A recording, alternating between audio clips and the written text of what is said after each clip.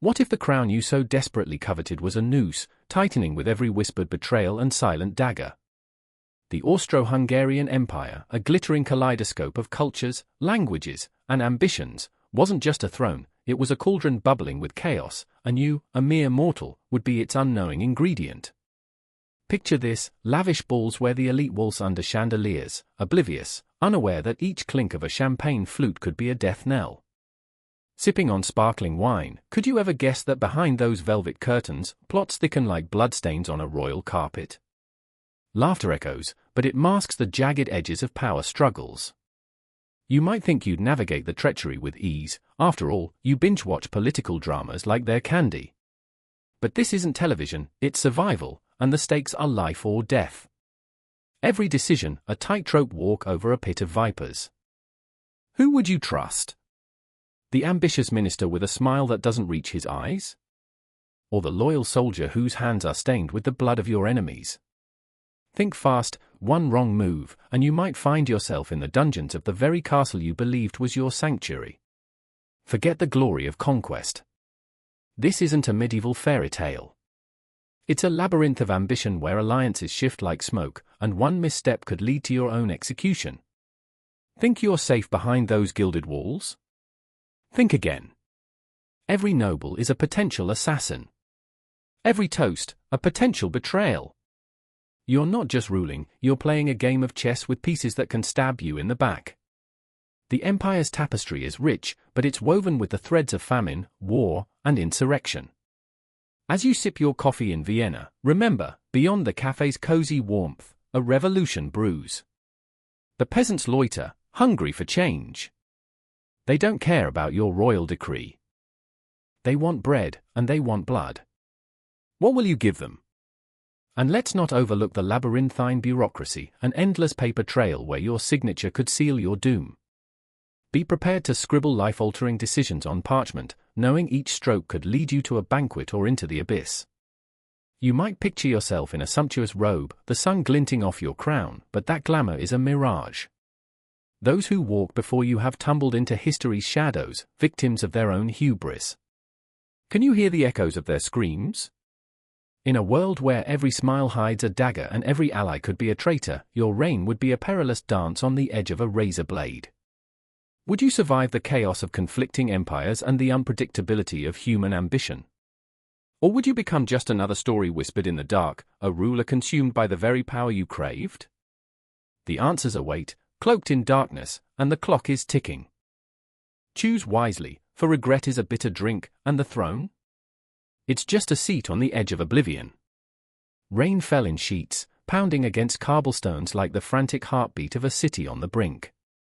Vienna was alive with whispers, each droplet carrying secrets from the shadows, to mingle with the cries of the hungry, the laughter of the hopeful, and the moans of the forgotten. I stood there, drenched in the chaos of life, feeling the weight of 1,000 destinies pressing against me, every pulse a reminder of the empire that cradled an uneasy peace between its restless nations. Look at them, a voice cut through the storm, sharp as a dagger, belonging to Hans, a soldier who once believed in the glory of the Habsburgs. His eyes, usually bright with ambition, were now clouded with doubt. Do they even know they're pawns in a game none of us can win? His hand shook, not from the cold, but from a deeper tremor, an unrest that clawed at his very spirit. Beside him, Ins, a peasant girl with a heart too big for her frail frame, clutched her baby tight, as if the world might rip him from her arms. They don't care, she whispered, a tremor in her voice, we're just cogs in their machine. I remember when we thought the emperor could save us. Her gaze drifted to the grand palaces, the gilded facades that towered over the squalor of the streets. They gleamed like mirages, beautiful yet cruel, promising salvation while casting long shadows over the suffering below. I felt the tension coil around us, thick like the fog that rolled in from the Danube, consuming everything in its path. Ghosts of the past whispered between the raindrops, echoes of a time when the empire was a patchwork quilt of cultures and languages, each stitch fraying under the weight of ambition and greed. The memories danced, taunting us with the splendor of what was and the agony of what could never be. Do you remember, Hans said, his voice barely rising above the rain, when we thought unity was possible? That we could stand together against the world. He clenched his fists, fingers digging into his palms, as if he could grasp the very fabric of the empire they once believed in. Now look at us. Divided and dying while they feast in their castles. I remembered the laughter of children in the streets, their dreams unfurling like petals in the spring sun, untainted by the knowledge of the blight creeping through the lands. I remembered the aroma of fresh bread, wafting through the air, mingling with the distant sound of a violin, a reminder of beauty in a world so often bereft of it. But that was before the whispers turned to screams, before the tension snapped like the taut strings of a bow, sending arrows of betrayal flying into the hearts of the innocent. In's eyes flashed with a fierce resolve, igniting a fire in the damp gloom. We have to fight. Not for them, but for our children. For hope. Her voice soared above the storm, a fragile yet fierce flame against the encroaching darkness. But hope was a double-edged sword, wasn't it? For every heartbeat that thrummed with passion, there was another that echoed with despair. I watched Han's expression shift, confusion, fear, anger, and then something that resembled understanding. Fight? Against who? The very ones we serve? We've been led to believe in this empire, but it's nothing but a gilded cage. They bind us with chains draped in silk, promising us safety while they laugh behind closed doors. The shadows around us grew longer, darker.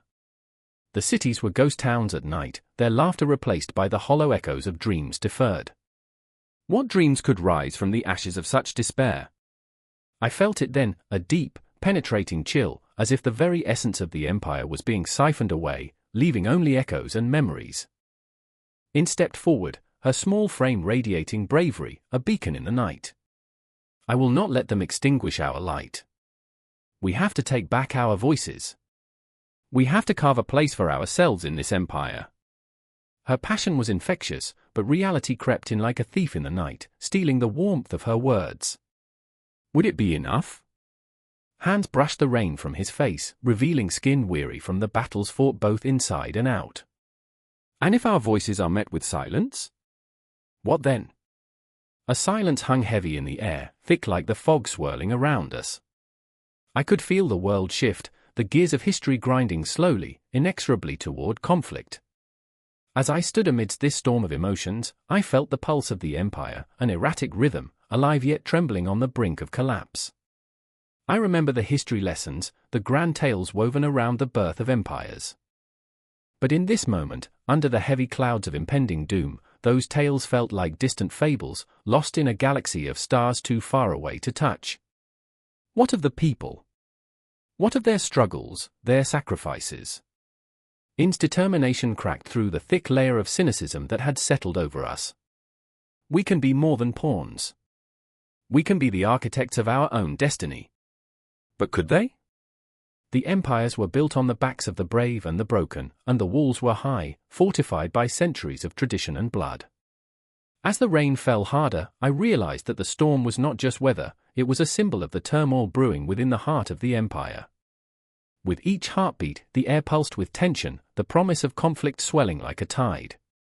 And in that moment, as I stood with hands and ins, I felt history unfurling, twisting and turning like a river, carrying us toward an uncertain future. Would we sink or swim? What would become of the dreams we dared to dream beneath the oppressive weight of crowns and thrones? I could feel the ghosts of empires past swirling around us, thickening the air, filling our lungs with the weight of their dreams and regrets. The rain kept falling, washing away the grime of yesterday, but could it erase the memories etched into the souls of those who lived in the shadows of an empire fraught with tension? The battle for identity was just beginning, its whispers becoming a roar that could not be silenced. And as I stood there, waiting for the storm to break, I knew this was only the beginning, an echo of the cacophony that was yet to come. The dawn was a distant promise, but we were ready to fight, to reclaim the very essence of who we were amidst the ruins of who we once thought we could be. A clock struck midnight, the haunting toll reverberated through the dank, narrow streets of Paris. Shadows danced like specters, flickering against the damp stone walls, weaving tales of despair and hope. The city, with its pulse quickened by revolution, throbbed with the weight of unfulfilled dreams. I stood there, heart racing, feeling the air as thick as the smoke swirling from the torches illuminating the night. A chill gripped my spine as an explosion of voices erupted from beyond the cobblestones, a cacophony of urgency and anger. They were not just words, they were cries of a generation, each syllable saturated in the agony of oppression, the sweetness of rebellion. In this electric atmosphere, I found Lucien, a man carved from the very essence of the tumult that surrounded us. His eyes, dark and stormy, mirrored the chaos of the time. As a child of the revolution, he was born into a world where rights were not granted but seized. I remembered how he spoke of his father, a butcher of men in the streets, a martyr for a cause lost to history. Lucien's heart was a battlefield, torn between fear and hope, duty and desire. He fought for the new order, a republic that glimmered like a distant star, just out of reach, tantalizing yet taunting. Yet, in the dead of night, when silence returned, I saw the cracks in his armor. The cost of his convictions lingered like an unshakable ghost, haunting him in the darkness. And then, there was Elise. Her laughter was a melody that cut through the gloom, a fragile song of rebellion intertwined with the harsh realities of life. She stood at the edge of the crowd, her hands clasped tightly, nails digging into her palms as if gripping onto the last remnants of sanity. I watched her transform before my eyes, from a bright-eyed idealist to a woman forged in the flames of political strife. The ideals she cherished crumbled like the faded embers of a dying fire. Each day, she wore a mask of courage, but within her, the unrelenting gnaw of doubt grew like a shadow, whispering promises of failure. "What am I doing?" she would often ask, not expecting an answer. The weight of the world bore down on her shoulders, her dreams, a tapestry slowly unraveling. The air was electric with tension, the streets alive with the fervor of the disenfranchised. "Libert! Egalite! Fraternite!" they shouted, the words a mantra that surged through the crowd, igniting a fire in their hearts. But I remembered the darkness that lurked behind those chants, the whispers of betrayal hanging like a noose. The revolution, this beautiful, terrible beast, fed on its children. Blood-soaked streets mirrored the anguish of lives lost, dreams shattered, and families torn apart. The guillotine stood as a grim reminder, a sentinel guarding the price of freedom. It did not discriminate, the nobility fell as swiftly as the common folk. Amidst this chaos, Lucien and Elise found solace in each other, a fragile bond woven through shared ideals and the shattering of innocence. They were both fighters, yet their battles were different. Lucien's fists were raised against the oppressive regime, while Elise fought against the despair clawing at her soul. They clung to each other, their connection both a lifeline and a torment. I watched them in the dim light of the street lamps, where shadows stretched like foreboding fingers, desperately trying to grasp onto a future that felt perpetually out of reach. Fate, that cruel trickster, spun its web around them as the tide of revolution turned. The faces in the crowd morphed from allies to adversaries, every cheer became a sneer, every shout a threat. I could almost taste the bitterness in Lucien's mouth as he realized that the blood of his friends would mingle with the dust of the streets they fought to reclaim. Rage and despair twisted inside him, a tempest that threatened to consume him whole. "What have we done?" he would whisper in the night, his voice barely a breath, yet it echoed through my mind like a deafening drum. Meanwhile, Elise stood at the precipice, teetering on the edge of an abyss filled with uncertainty. I saw the glimmer of life fade from her eyes as hope turned to resignation. "It's all falling apart," she murmured, fingers trembling as she clutched the letter from her brother, a soldier lost in the fog of war. Love, family, loyalty, the very things that had once anchored her now felt like chains, dragging her deeper into the abyss. "I remember," she said one night, staring into the distance, "when we believed in something. When we dared to dream." But dreams, like the vast night sky above, felt so distant, so unreachable. The cosmos turned, indifferent to their plight, while the clock continued its relentless ticking, counting down to an inevitable confrontation. The whispers of treachery grew louder, and the scent of betrayal hung thick in the air. Was it too late for redemption? Could they find solace amidst the ruins of their dreams? As the sun dipped below the horizon, casting the world in eerie twilight, I felt the weight of their struggles, the fear, the heartbreak. Each heartbeat a reminder of the fragile nature of hope, each breath a testament to their fight against the encroaching darkness. It was as if time itself held its breath, waiting for the moment they would make their choice, a choice that could shatter the very fabric of their existence. With every passing moment, the stakes grew higher. The shadows deepened, the voices swelled, and I stood frozen in place, a mere observer to their unfolding fate. The streets of Paris, alive with history, bore witness to their stories, stories of love and loss, of dreams dashed and the relentless pursuit of freedom. As I watched, I knew the confrontation was inevitable, an emotional climax that would echo through the ages, leaving a mark on the soul of humanity. And just as the moon cast its pale light on their paths, I felt the pulse of history quicken, an unyielding force, relentless and haunting. The revolution was a living entity, alive in its brilliance and its brutality, pulling them into its embrace. The clock ticked on, and the night stretched long before them, a void filled with uncertainty and the promise of change. The moment stretched, a taut string pulled to its limit, and I held my breath, caught in their web of fate, waiting for the inevitable unraveling, the moment when their worlds would collide, and the echoes of their choices would ripple through time. The story was not finished, it was merely a breath away from the next chapter, a heartbeat away from everything changing. The air crackled with tension, thick and suffocating, as the clock struck midnight in the heart of the city. I stood on the corner, the shadows of towering buildings looming like giants, whispering secrets I could never quite grasp. In this moment, the world felt fractured, a mosaic of faces, each one painted with stories, histories, and scars that warned of the violence simmering beneath the surface. I could feel it, the pulse of fear thrumming in my veins, an echo of 1,000 unspoken words. A scream tore through the night, a visceral, gut-wrenching sound that sliced through the fragile quiet. My heart raced, a wild creature trapped in a cage. I turned, and there she was, Layla, her dark curls cascading like a waterfall, eyes wide with terror, reflecting the chaos swirling around us. She was a mosaic of her own, a blended tapestry of cultures, forever caught between her parents' worlds, one foot in her mother's traditions, the other in her father's fierce nationalism. "They're coming," she gasped, her breath hitching, a bird caught in a storm. Around us, the streets erupted. People poured from alleys and doorways, faces twisted with anger and fear, a surge of bodies, a tide of emotions crashing against the walls of a city that felt alive and yet utterly dead. I could feel the conflict in my bones, the weight of history pressing down like a shroud. I was one of them, and yet, in this moment, I felt like a ghost, hovering on the fringes, searching for meaning in the chaos. Then there was Amir, a tall figure framed against the flickering streetlights, his stance defiant yet trembling, a soldier in a war that felt as old as time. I knew Amir's story, or at least, the sanitized version of it we tell each other in quiet corners, where the truth hides like a wound. He was a child of the streets, raised in the shadows of conflict, his identity forged in the fires of survival. But there was more than just anger in his eyes, there was pain, a desperate longing for peace that clashed violently with the rage boiling within him. "We can't let them take our home," he shouted, and his voice cut through the tumult like a knife, raw and bloody. Layla grabbed my arm, her grip like a lifeline. "They don't see us, do they?" she whispered, her voice trembling.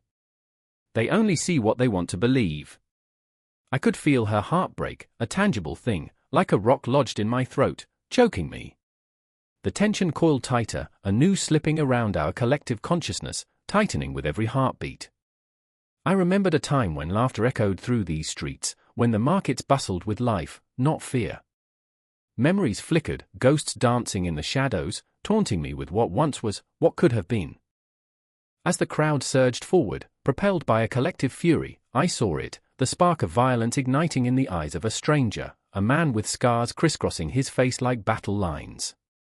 He gripped a makeshift weapon, a jagged piece of metal, a symbol of desperation. "This is for my brother," he roared, and the word struck me like a punch to the gut. For his brother. For her sister. For all of us trapped in this web of pain, fighting battles that felt larger than ourselves. "Stop!" Amir shouted, but it was a feeble plea against the tide of anger. It was then I felt it, the tremor beneath our feet, a rumble of discontent that began to rise like smoke from a fire, threatening to engulf us all. Layla's eyes darted between the men, the hatred brewing like a storm, and I could see her soul fracturing with every moment that passed. "We can't do this," she murmured, and I felt the weight of her despair wrap around us like a dark cloak. And yet, as the chaos unfolded, something else stirred in my heart, a flicker of hope in the darkness.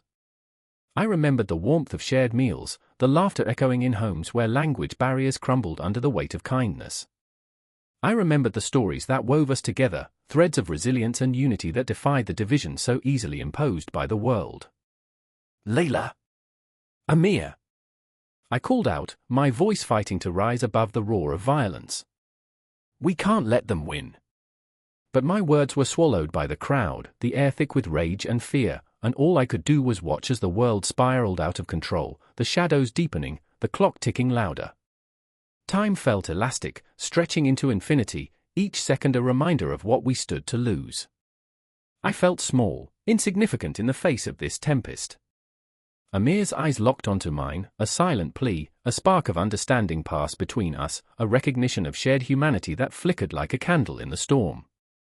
I knew then that we were more than our backgrounds, more than the labels that divided us. We were flesh and blood, hearts beating wildly against the odds. Suddenly, a voice rang out, slicing through the cacophony, a haunting melody that called us to remember. Enough! It was the elder, a figure I had often seen in the market, his face etched with the lines of wisdom and sorrow. "We are not enemies, we are neighbors." In that moment, the world held its breath. The violence paused, the anger rippling like a stone thrown into a still pond. I could feel the weight of history pressing down upon us, urging us to remember who we were beyond our differences. And then, as if the universe itself conspired to force us to confront our demons, the shadows shifted, revealing the ghosts we had long buried. We were all afraid. We all had lost. We all sought to be seen, to matter. But beneath the skin, behind the walls we had built, lay the raw, unfiltered truth of our humanity. The tension was palpable, a living thing, and as I stood there, heart racing, the air electric with potential, I knew this was just the beginning. The resolve to fight, to connect, and to heal flickered like a flame, promising to burn bright in the encroaching darkness. And so we stood together, three souls intertwined in a moment that felt like infinity, poised on the edge of something monumental. The echoes of our collective past mingled with the whispers of a fragile future. I could feel my heart pounding, a steady rhythm of hope and fear, and I knew that this was not the end but merely the threshold of something that had yet to unfurl, something that could change everything. The air crackled with tension, a storm brewing on the horizon as the sun dipped below the ancient city walls. The marketplace was a cacophony of screams, the clatter of wooden carts, and the scent of spices mingling with fear. I stood frozen, heart pounding, as the crowd surged like a wild tide, pushing and shoving, each face a mask of desperation. I remember the look in their eyes, the glimmer of rage, the flicker of hope, all tangled together in a symphony of chaos. It felt like the heartbeat of the empire itself, thrumming with discord. In the center of this madness stood Ilara, fists clenched, her dark hair wild like a tempest. She was a daughter of the East, her skin kissed by the sun, her voice a melody that could pierce through swords and shields alike. Yet, today, her words were swallowed by the roar of the crowd, her pleas for unity drowned in the swell of anger. "We cannot let them divide us," she cried, but her voice trembled, a candle flickering in the gale. I could see the flicker of uncertainty in her eyes, the way she questioned her own strength. Across from her, in stark contrast, stood Marcus, a soldier, a son of the North, his broad shoulders weighed down by the burden of duty. He was carved from stone, his heart encased in a fortress of discipline. But beneath that hard exterior, I knew he felt the fractures of the empire, the cracks widening with every shout. "They don't understand us," he muttered, jaw clenched, turning away from Ilara's desperate gaze. "They only see our differences." His fists trembled, just a bit, the shadow of doubt casting a pall over his resolve. I felt the bitter taste of history on my tongue, the ghost of past insurrections whispering through the streets.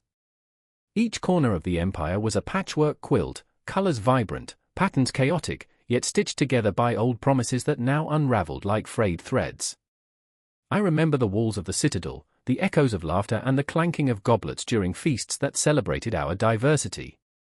Now, those same walls felt like a prison, a cage of our making, filled with the specters of discontent. The chaos erupted like a volcano, a surge of bodies pressing forward. A stone flew through the air, a comet of fury aimed at the elite, at those who turned their backs on the common folk. "This is our city," someone shouted, a voice raw and primal.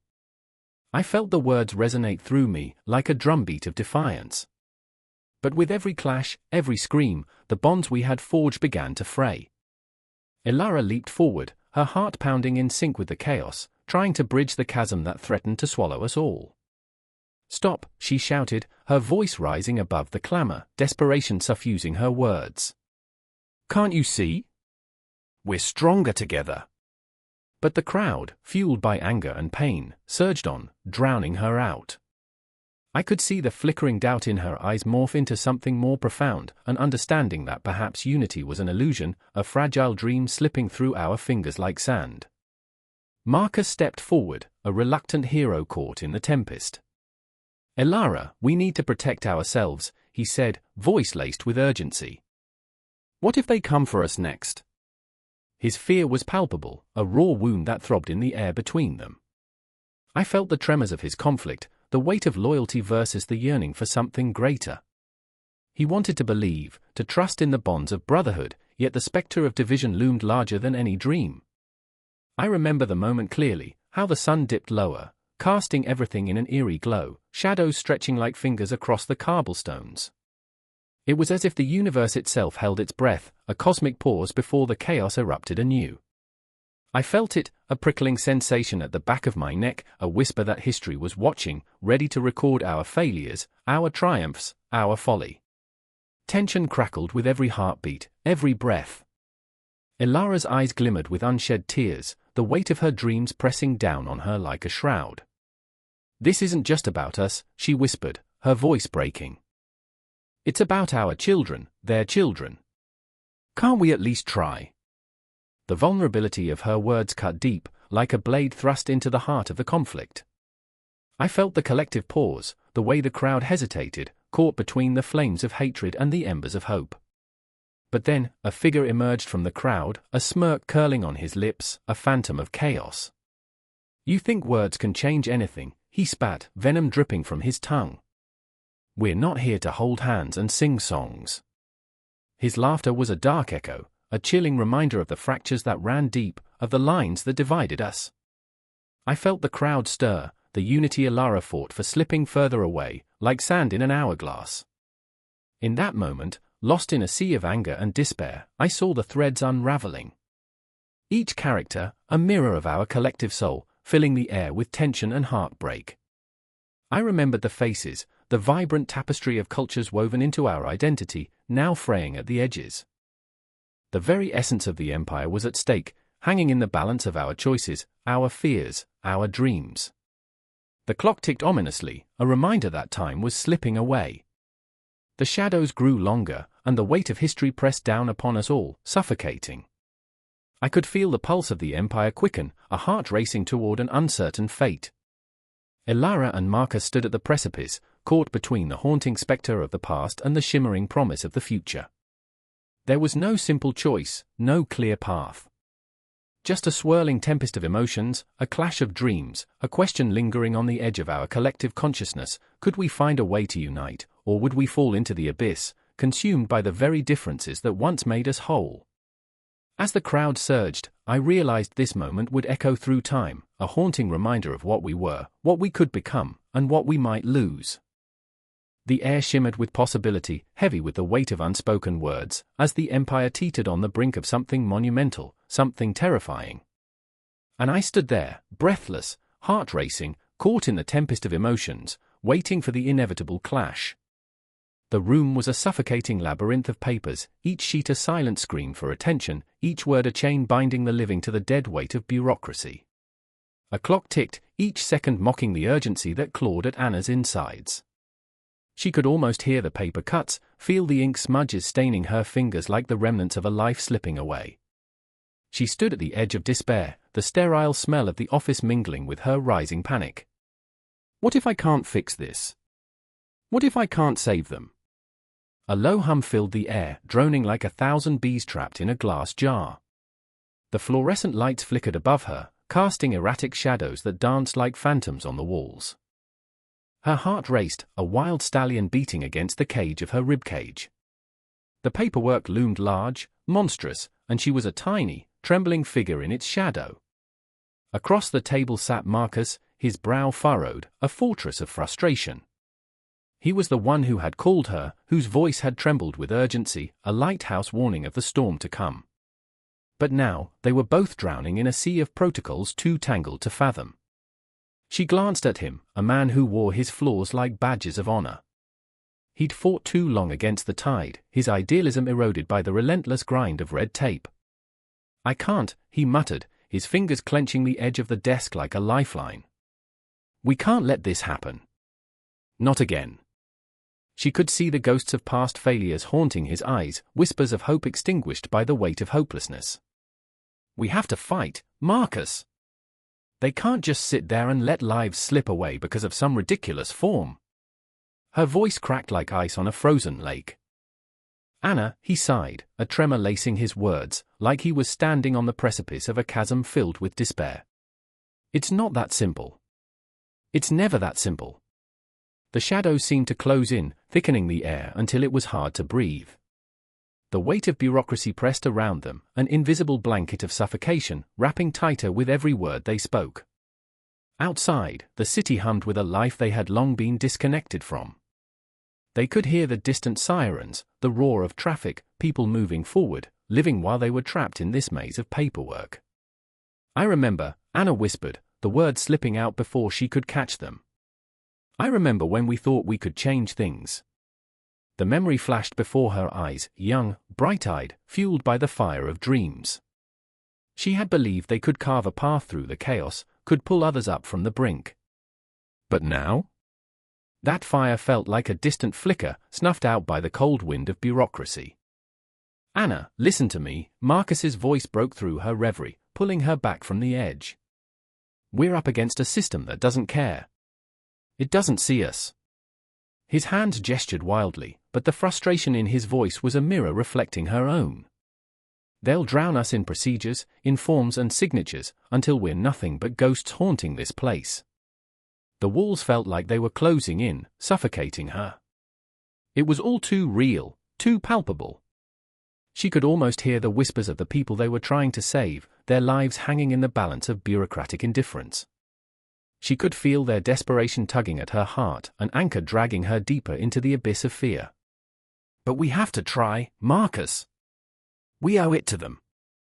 His silence crashed like a tidal wave, scattering her thoughts. The clock ticked on, relentless and cold. "You think I don't want to," he finally said, the anguish in his voice palpable. "Every day it eats at me, but I can't keep fighting. It's like trying to swim upstream in a river of molasses."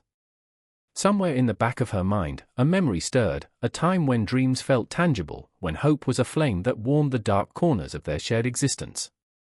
But now, the flame flickered, threatened to go out, fighting against the overwhelming tide of forms and regulations.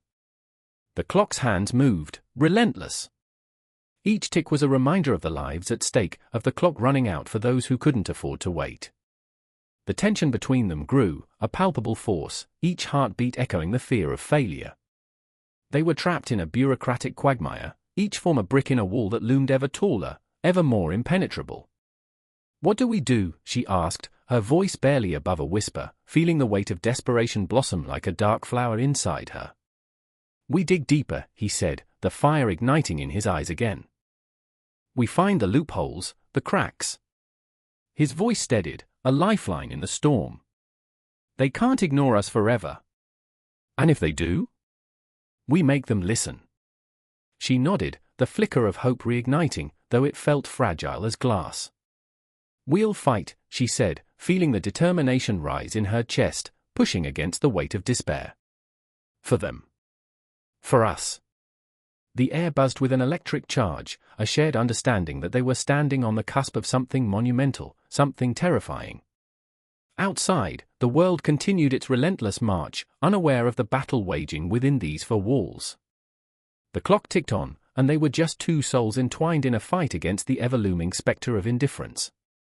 "Let's start now," Anna urged, her heart pounding with renewed fervor. We can't afford to wait. Marcus met her gaze, and in that moment, they were no longer alone. They were warriors in a fight against shadows, against the very system that threatened to consume them whole.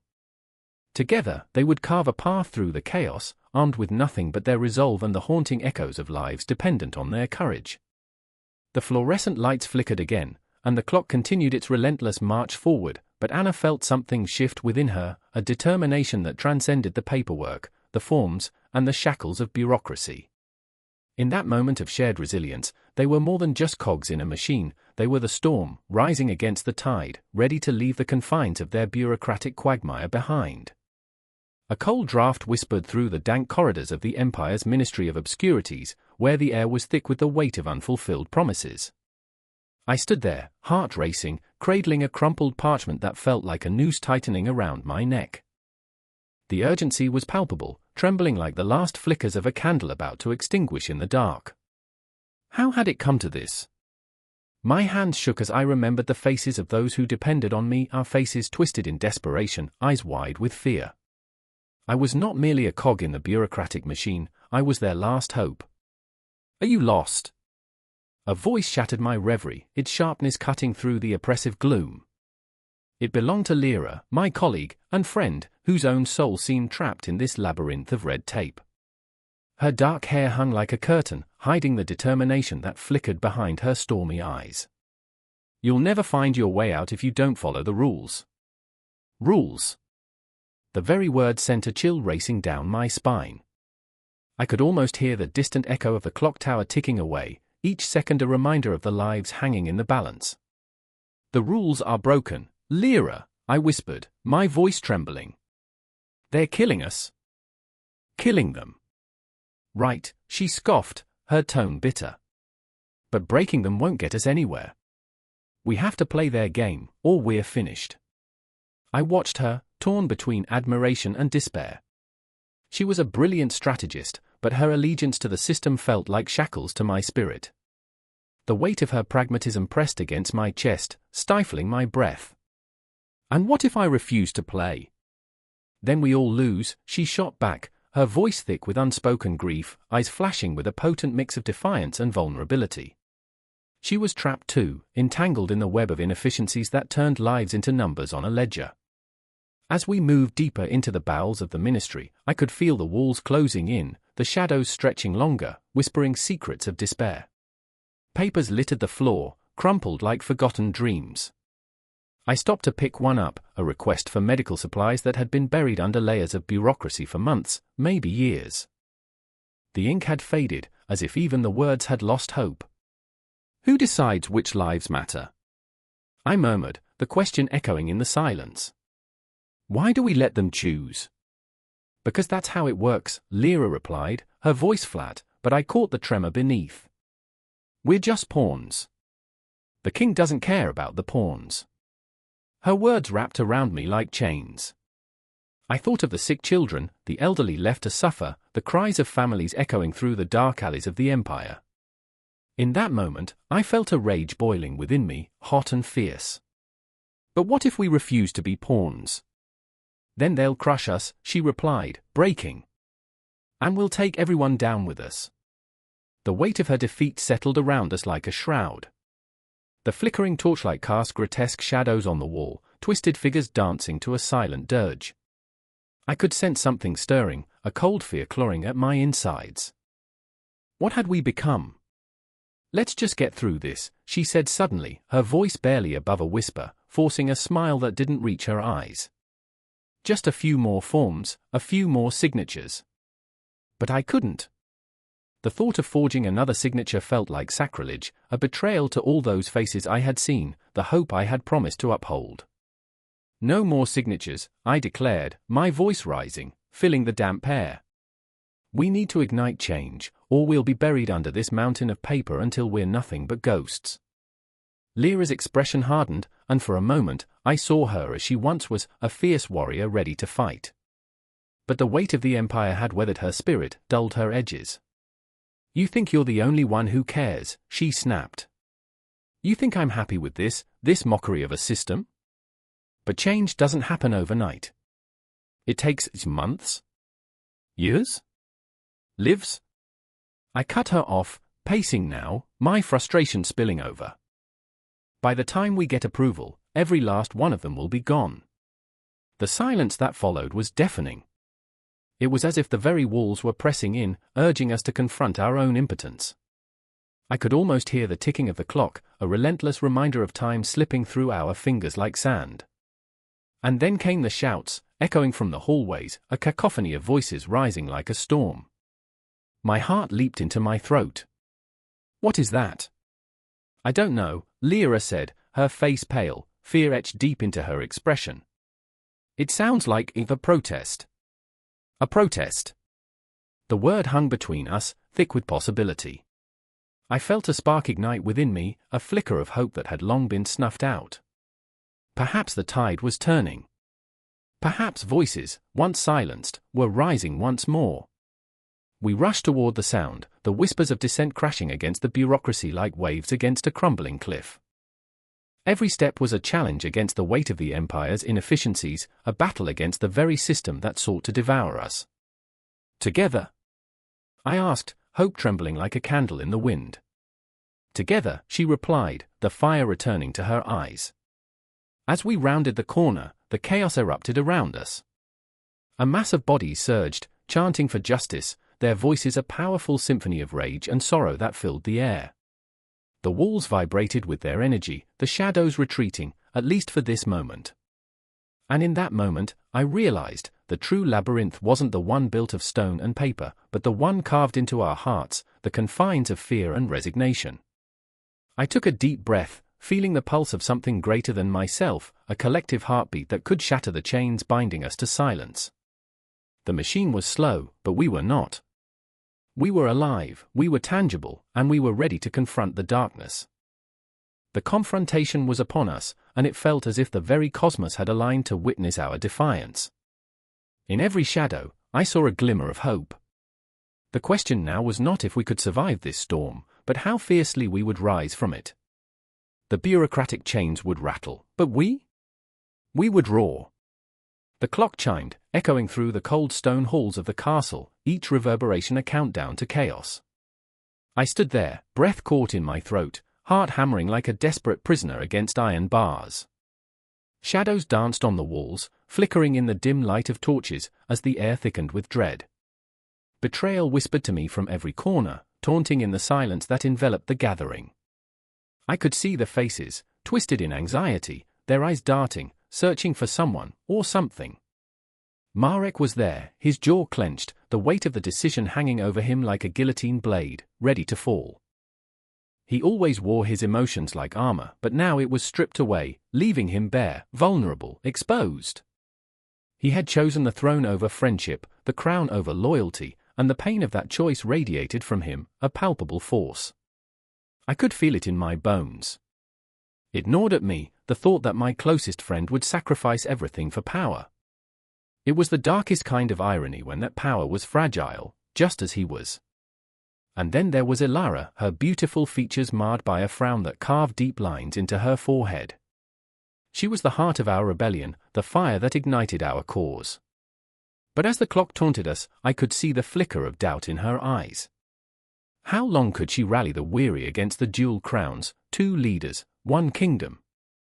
Her spirit was relentless, but even she could feel the waning hope. I remembered her laughter from nights gone by, how it would light up the room and banish the shadows. But tonight, the laughter was stifled, choked by the heavy air of impending doom. Choose, Marek's voice broke the silence, raw, almost pleading. Choose which crown you wish to support. The people will follow, but only if we stand united. His gaze flicked to me, desperation laced in each word, a silent accusation that cut deeper than any sword. I had known this moment would come, but the reality of it struck me like a thunderbolt, sharp and blinding. I could see the weight of history hanging over us, the ghosts of our ancestors whispering their expectations. The room felt smaller, suffocating. What if there's no choice? I ventured, my voice trembling, a single thread in the tapestry of chaos. What if we're caught in a web of fate, a cruel joke spun by time itself? Ilara turned to me, her eyes glistening with unshed tears, searching for reassurance that I couldn't give. "Then we must weave a new destiny," she said, the fire of her spirit igniting for a fleeting moment. "But could we?" The night felt infinite, each second stretching like a taut string ready to snap. I remembered the stories told in hushed tones, of kingdoms torn apart by greed and ambition, of friendships shattered like glass underfoot. Wasn't that what we were facing now? The night air thickened as if it, too, understood the stakes. The crumbling stones of the castle were witness to our struggle, and I could almost hear them groan under the weight of our fears. "Never forget," Marek interjected suddenly, his voice rising, "that we are stronger together." But the reminder felt empty, like a promise made under a blood moon, beautiful, yet doomed. I saw the flicker of uncertainty cross his features, the moment when he realized that strength could easily turn to weakness. The dual monarchy threatened to fracture not just the land but our very souls. Ilara stepped closer, her fingers brushing against mine, grounding me in that frantic moment. "You know what's at stake," she whispered, her breath warm against the chill that filled the room. I could see her heart racing, mirroring my own. "Your choice will echo through the ages. Do not let fear dictate your path." Her resolve was aflame, but I was trapped in a storm, tossed between loyalty and love, between duty and desire. The clock struck again, the sound reverberating through the silence, a dark herald of the choices that lay ahead. I clenched my fists, nails digging into my palms, trying to grasp the enormity of the moment. What did it mean to choose? To align oneself with one crown over another when both could lead us to ruin? Just then, the shadows shifted, a flicker of movement catching the corner of my eye. A messenger, breathless and wild-eyed, burst into the chamber. "They're coming," he shouted, and the air thickened with panic. "The factions, both sides. They clash in the streets." Marek's expression hardened, the reality crashing down like a tidal wave. Ilara's grip on my hand tightened, her fear palpable. Together, Marek barked, his voice a battle cry, igniting something primal within us. "We must stand together." The fear that had paralyzed me suddenly ignited into action, an inferno that consumed the doubt. I felt the pulse of our kingdom, its heart beating, alive beneath the weight of choices made and unmade, of dreams shattered and forged anew. I remembered the stories of old, how heroes were born not from perfection but from struggle, from choices that cut deep into the soul. As I looked at Marek and Ilara, I felt the threads of our fates intertwine.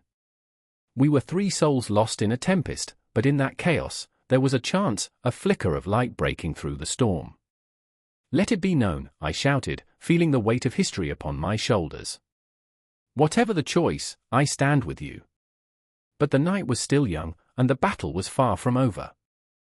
The echoes of our choices would ripple through time like a stone cast into a still pond, but for now, as the chaos threatened to swallow us whole, we embraced the wild uncertainty of the moment. The shadows loomed closer, the stakes rising higher, but we would fight, together, for better or for worse. As the night deepened, I felt the whisper of the cosmos above, vast and ungraspable. The stars, indifferent to our plight, blinked down like countless eyes, witnessing our struggle, our resolve. In that moment, I understood, we may be flawed, deeply human, but within us resided the power to shape our destiny, even under the looming spectre of the dual monarchy. Our hearts beat louder than the approaching storm, and as we prepared to face it, I knew the dance of choices had only just begun. The clock tower struck midnight, its echo reverberating through the cobblestone streets of Vienna like a ghost crying out for justice. A dense fog rolled in, obscuring the ornate buildings, their grandeur now mere shadows in the darkness. In this ethereal silence, a figure darted through the alleyways, breathless and wild-eyed, heart-pounding with the rhythm of impending doom. It was Anna, a young woman caught in the unfathomable tides of loyalty and betrayal, her heart as heavy as the oppressive atmosphere surrounding her. I remember the chill of that night, the icy fingers of despair gripping me, wrapping around my soul. I could taste the fear in the air, a metallic tang that clung to the back of my throat.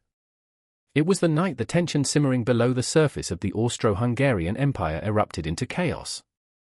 I had seen it coming, the whispers in dimly lit taverns, the furtive glances exchanged between neighbors, the growing sense of dread that hung like a storm cloud overhead. They had bathed once a year, and yet they held on to dreams of power like desperate lovers clutching at the remnants of a dying romance. Across town, in the shadows of the Grand Hofburg Palace, was Victor. A man torn between duty and desire, a soldier with a heart that yearned for peace amidst the pangs of war. He bore the scars of battles fought and lost, not just against the enemy but within himself. I remember the way his hands would tremble, not from fear but from the weight of choice, the burden of a dual system that demanded allegiance to two crowns, two nations, one heart, split in the middle. His love for Anna was like a flame flickering in the wind, a secret that could ignite the very fabric of the empire. And then there was Stefan, a political idealist, his sharp mind a double-edged sword, cutting through the bureaucracy that strangled the lifeblood from the people. He was a dreamer, a man who could envision a brighter future, yet felt the cold grip of reality pulling him back into the abyss of cruel politics. I remember his laughter, a melody that echoed through the chaos, yet it was often tinged with bitterness. He longed for a united empire, yet knew that unity was as fragile as glass, easily shattered by the weight of history. The streets of Vienna thrummed with an undercurrent of unrest, the air thick with tension. The sounds, shouting, the clashing of swords, the footsteps of 1,000 restless souls, created a symphony of chaos. I felt it all. The struggle of these characters played out before me like a tragic opera, each note resonating with the pain of a divided land. They were trapped in a system built on contradictions, a dual monarchy that promised harmony but delivered discord. Anna ran, heart racing, every step echoing the heartbeat of a nation on the verge of collapse. I remember Victor, she gasped, a name that held the weight of longing. She could feel his presence, a ghost haunting her every thought. Would he stand for her, or would he be swept away by the tide of loyalty that threatened to drown them all?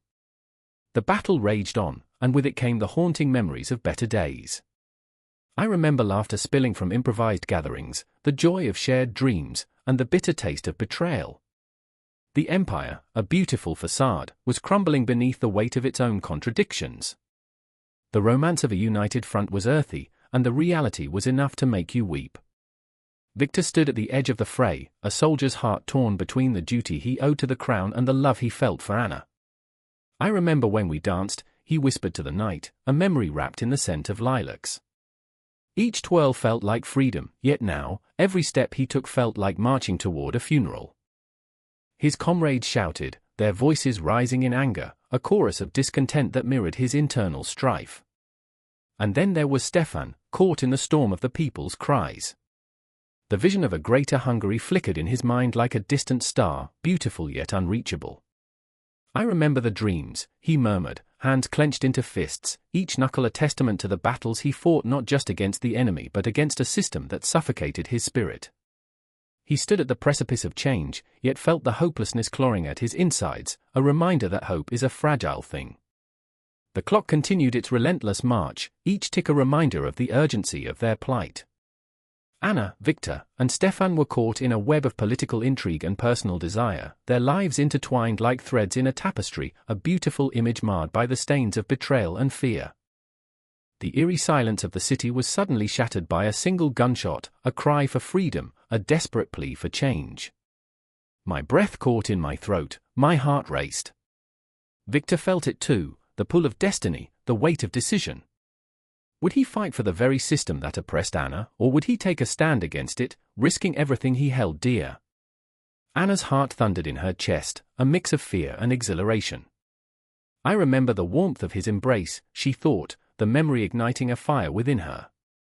She was ready to fight, ready to stand for love in a world where loyalty often meant betrayal. And Stefan, standing on the edge of a precipice, felt the winds of change whispering in his ear. I remember hope, he whispered, a mantra against despair. But hope, like the stars, often felt just out of reach, a beautiful mirage promising brilliance in a darkened sky. The night wore on, shadows lengthening as the struggle for identity and allegiance played out against the backdrop of a crumbling empire.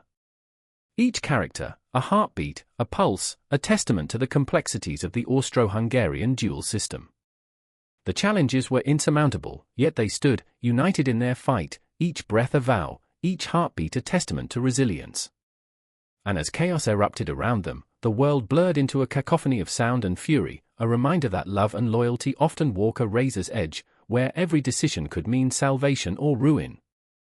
The clock struck again, and the night swirled with uncertainty, leaving us all breathless, caught in the eye of the storm, waiting for the next heartbeat to echo through the silence.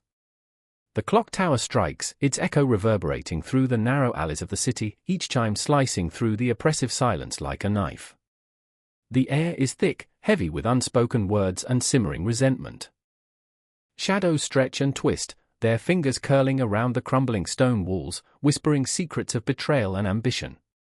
I stand in the middle of the square, heart hammering, pulse racing, as the spectre of conflict looms closer.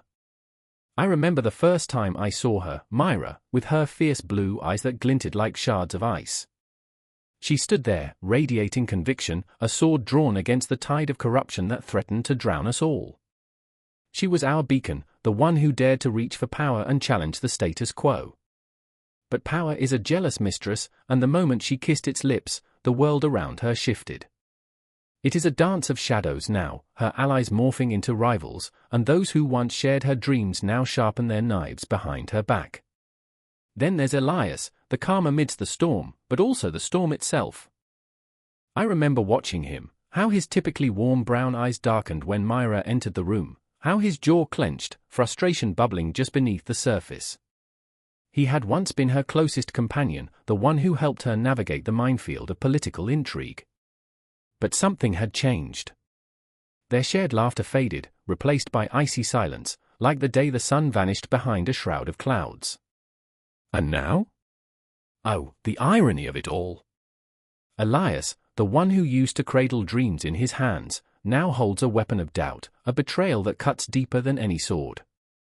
The tension in the air is palpable as I stand between them, the unwilling witness to their unraveling. I can feel the weight of their glances, heavy and painful, like the pressure before a storm. Myra's voice rings out, sharp and unyielding, echoing off the cobblestones, each word a plea, a challenge. You were supposed to stand with me, Elias. Together, we could have changed everything. Her breath is ragged, punctuated by the anguish of lost friendship, of dreams collapsing under the weight of ambition. Together. He scoffs, the bitterness rolling off him like a wave. You've gone too far, Myra. You think you can play the game without losing yourself? Look at what you've become. His words are daggers, slicing through the fragile truce that had kept them standing on the same side. In that moment, I can see the ghosts of their past, laughter shared, plans forged in the glow of candlelight, a bond that now flickers like a dying flame. I remember the nights we spent in the tavern, the three of us, plotting and dreaming under the watchful gaze of the stars. A part of me aches for that simplicity, for the camaraderie that felt invincible. But now, laughter feels foreign, a distant memory, overshadowed by the spectre of what could be lost forever. The city, once a canvas of hope, now feels like a labyrinth of despair, every corner filled with the shadows of ambition gone awry. Myra's voice rises again, fierce and unyielding, yet laced with desperation. I won't let you destroy this, Elias. I won't let your fear hold me back. She is a tempest, swirling with conviction, yet beneath it lies a tremor of uncertainty. I can feel her heart racing, the pulse of her ambition echoing in the silence, and I wonder, how far will she go? What will be left of her when the dust settles? But Elias, the quiet storm, stands like a wall of granite, resolute and unyielding. And what of the cost, Myra? The blood on your hands will never wash clean. You think you can step over the bodies and still call yourself a hero? His voice is low, reverberating with the kind of pain that wraps around your heart like a vice. It's raw, visceral, and I can't help but feel it reverberate within me. As they stand locked in this battle of wills, I find myself caught in a web of emotions, fear, despair, and an overwhelming sense of loss. The clock strikes again, each chime a countdown to the inevitable, a reminder that time waits for no one. The fraying thread of their bond is stretched taut, ready to snap at any moment. I can almost hear the heartbeat of the city, thumping in time with their escalating conflict, a rhythm of desperation and betrayal. Look around, Myra. Elias gestures broadly, his voice filled with a raw intensity that echoes in my chest. This city is crumbling. You think you can rise above it all? You're just another pawn in a game you don't even understand. He doesn't see the tears welling in her eyes, the way the shadows of regret dance across her face. All she feels is the suffocating pressure of his words, a hand wrapped around her throat, squeezing the breath from her lungs. And I remember every moment leading to this. The choices, the sacrifices, the dreams that have twisted into nightmares. The betrayals that fester like open wounds, raw and unhealed. The haunting fear that their ambitions will consume them whole, leaving nothing but ashes behind. What happens when friends become foes, when loyalty is traded for power? The night deepens, the shadows growing longer, and I can feel the tension crackling between them like a storm ready to break. The air is electric, charged with the unspoken truths that linger between breaths. I watch as their eyes meet, flashes of anger, hurt, and an inexplicable longing. In that moment, I can see the ghosts of their past, haunting their every move, every word. The city sighs, a collective breath held in anticipation of what's to come. With each passing second, the stakes grow higher, tension rippling through the air like an unseen predator lurking in the darkness. The clock ticks away the moments, a relentless reminder that time is slipping through our fingers like sand. It feels like a reckoning is upon us, a confrontation that will either tear them apart or force them to confront the demons lurking in their fragmented souls. And I stand there, suspended between two worlds, feeling the weight of their choices pressed down on my chest. The stage is set, the players are in motion, and as the final chime of the clock echoes through the square, I realize that this is only the beginning, a dark, twisted prologue to a story that will spiral into chaos and despair. The night has only just begun, and I hold my breath, waiting for the storm to break.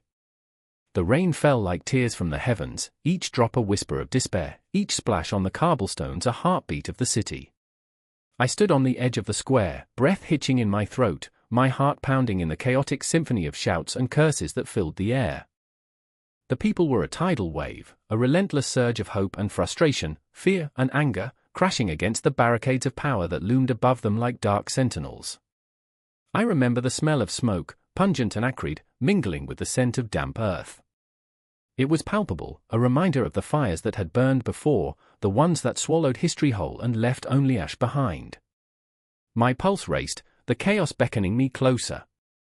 They were here, the factions, the faces of ambition and desperation splashed across the canvas of that bleak day. To the left, the guardians of justice, their banners a stark white against the stormy sky. They stood resolute, voices raised in a chant that seemed to vibrate through the very bones of the earth. They believed in change, in a better tomorrow. They were led by Elena, a woman whose spirit burned brighter than the flames that danced in the darkness. I could see the fire in her eyes, the way she held her chin high even as doubt threatened to consume her. Her past clung to her like shadows, loss and betrayal etched into the lines of her face. She was fighting not just for her cause but for redemption, grappling with ghosts that whispered in the night, reminding her of every wrong turn she had taken. Across from her, the Iron Hand, a faction draped in crimson, their presence a stark contrast, each member a soldier of silence, each heartbeat synchronized with the steady clanging of their armored resolve. They believed in strength, in control. Their leader, Marcus, a man defined by scars, both visible and hidden, stood at the forefront, a brutal reminder of the lengths one would go to seize power. He had learned that loyalty was a currency traded in blood, and as he locked eyes with Elena, a tempest brewed in the space between them, electric and suffocating. A part of him craved her respect, a fragile flicker of connection, while the other yearned to crush her spirit beneath his boot. "Justice," he spat, voice dripping with disdain as he lifted his chin. "Justice is a lie. Power is the only truth." The words hung between them, heavy as iron chains, and I felt the tension crackle like lightning in the air. The crowd surged, a beast hungry for change, but they were caught in the whirlwind of two fierce wills, two fractured souls grappling for dominance over the chaos. I remember the first time I saw Elena. It was under a canopy of despair, her silhouette illuminated by the flickering streetlights that shone like distant stars.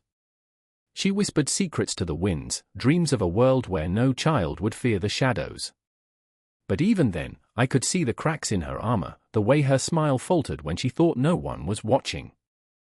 She fought for the city, yes, but also for herself, a journey marked by heartbreak, each step echoing with the weight of unseen burdens. Then there was Marcus, the Iron Hand, whose laughter echoed through the halls of power like thunder, chilling and commanding. He carried his father's legacy like a sword, raised in a world where weakness was a death sentence. I could feel the fire in his gut, the hunger for respect that gnawed at his insides, propelling him into the fray. Time and again, he had stood at the precipice of failure, looking down into the abyss, and yet here he remained, a towering figure of ambition, his eyes alight with a fierce determination that bordered on madness. The moment they clashed, I held my breath. The crowd amplified their voices, a cacophony that melded into a singular roar, a heartbeat of defiance. You think you can change the world with your naive dreams?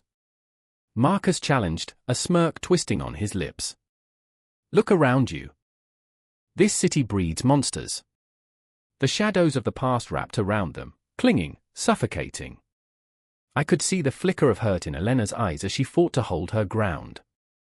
And you think you can control them with fear, she shot back, every syllable laced with anguish.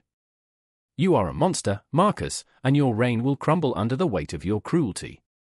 There it was, the heart of the struggle, the raw, pulsing core of human desire. Power was a game played with blood and tears, but it was also a mirror reflecting our deepest fears. Each faction, like a haunting melody, echoed the hopes and nightmares of its followers, resonating through the fabric of the city. I could feel the air shift, thickening with a tension that threatened to snap like a frayed rope. Every breath felt like a countdown, every heartbeat a reminder of the stakes at play. The crowd surged forward, wild and desperate, a reminder of what was at risk. Their future dangled on the precipice of this confrontation, each person a silent witness to the unfolding storm. The clock tower chimed ominously, its sound reverberating through the night like the toll of a death knell, marking the time left before everything could change. The city held its breath, and in that electric silence, I felt the weight of history pressing down like the gravity of a dying star. Elena stepped forward, propelled by a force greater than herself. If we do nothing, we become complicit in our own demise. We cannot let fear rule us. Together, we can build a future free of tyranny. Her words sliced through the tension, igniting something fierce and undeniable. Marcus stepped back, uncertainty flickering in his eyes like the fleeting light of a dying candle. For a moment, the world held its breath, teetering on the edge of a razor-sharp blade. But in this dance of power, where hope clashed with despair, the struggle was only beginning. The shadows stretched longer, the night deeper, and the rain continued to fall, a symphony of heartbeats, dreams, and the fragile lines that separated love and hate, power and submission. I stood, suspended in that moment, heart racing, knowing that this confrontation would shatter the city, and yet, the clock continued to tick, and the storm raged on, leaving us all wondering what dawn would bring. The silence hangs heavy in the air, thick and palpable, as if the very walls of the dimly lit chamber are holding their breath, the moment teetering on the brink of chaos. Outside, the world burns, the flames swallow the night, painting shadows of despair against the ancient stone. I can hear the distant cries, the guttural wails of agony mingling with the crackle of fire. It feels like a fever dream, the kind that lingers long after the dawn, gnawing at the edges of sanity. In the flickering candlelight, I see her, Maria, the last daughter of the Habsburg line, her eyes a tempest of fear and determination. She stands against the backdrop of history, a trembling figure cloaked in silk, her gown whispering secrets of better days. They say a princess's heart is cold, molded by duty, but Maria's burns fiercely, a flame seeking to illuminate the encroaching darkness. I remember when she laughed, it echoed like music, soaring above the clamor of courtly politics. But that laughter feels like a ghost now, haunting the empty halls of her father's empire. Across the room, the shadow of her brother, Leopold, looms large. He's a man of contradictions, brilliant yet ruthless, noble yet desperate. His mind races with strategies and schemes, but tonight, his heart is a battlefield. We cannot back down, he mutters, his voice trembling with an intensity that could ignite 1,000 revolutions. The weight of the world presses down on him, and I can almost see the gears of his mind grinding, a cacophony of thoughts fighting for dominance. They want our blood, our legacy. They won't stop until they see us fall. I remember the first time I saw him, the way he commanded respect with a mere flick of his wrist, how his presence could silence a room. Yet in this moment, he feels so small, so fragile, an emperor reduced to a boy clutching at the remnants of a crumbling dynasty. The tension crackles like static electricity, a storm brewing just beneath the surface. I can sense the encroaching darkness, the storm clouds gathering over the horizon. Shadows dance across the walls, and I wonder if they're the ghosts of Habsburg's past, spectres of their once mighty lineage, whispering their regrets into the night. Do you hear them? Maria's voice cuts through the air, fragile yet forceful. They haunt us, Leopold. They know what's coming. I remember, how can I forget? The way the winds carried the scent of blood and betrayal through the cobbled streets of Vienna, how the whispers of revolution slipped through cracks in the stone like poison. The quiet menace of change loomed over the city, a beast waiting to pounce. No one is safe, she continues, her voice trembling like a fragile leaf caught in a tempest. Not even us. And there it is, the truth, raw and unrelenting. The Habsburgs once stood at the pinnacle of power, their names etched in the annals of history, but now they are like fragile glass, teetering on the edge of oblivion. Can they save themselves from the jaws of fate? Can they rewrite a future that feels all but sealed?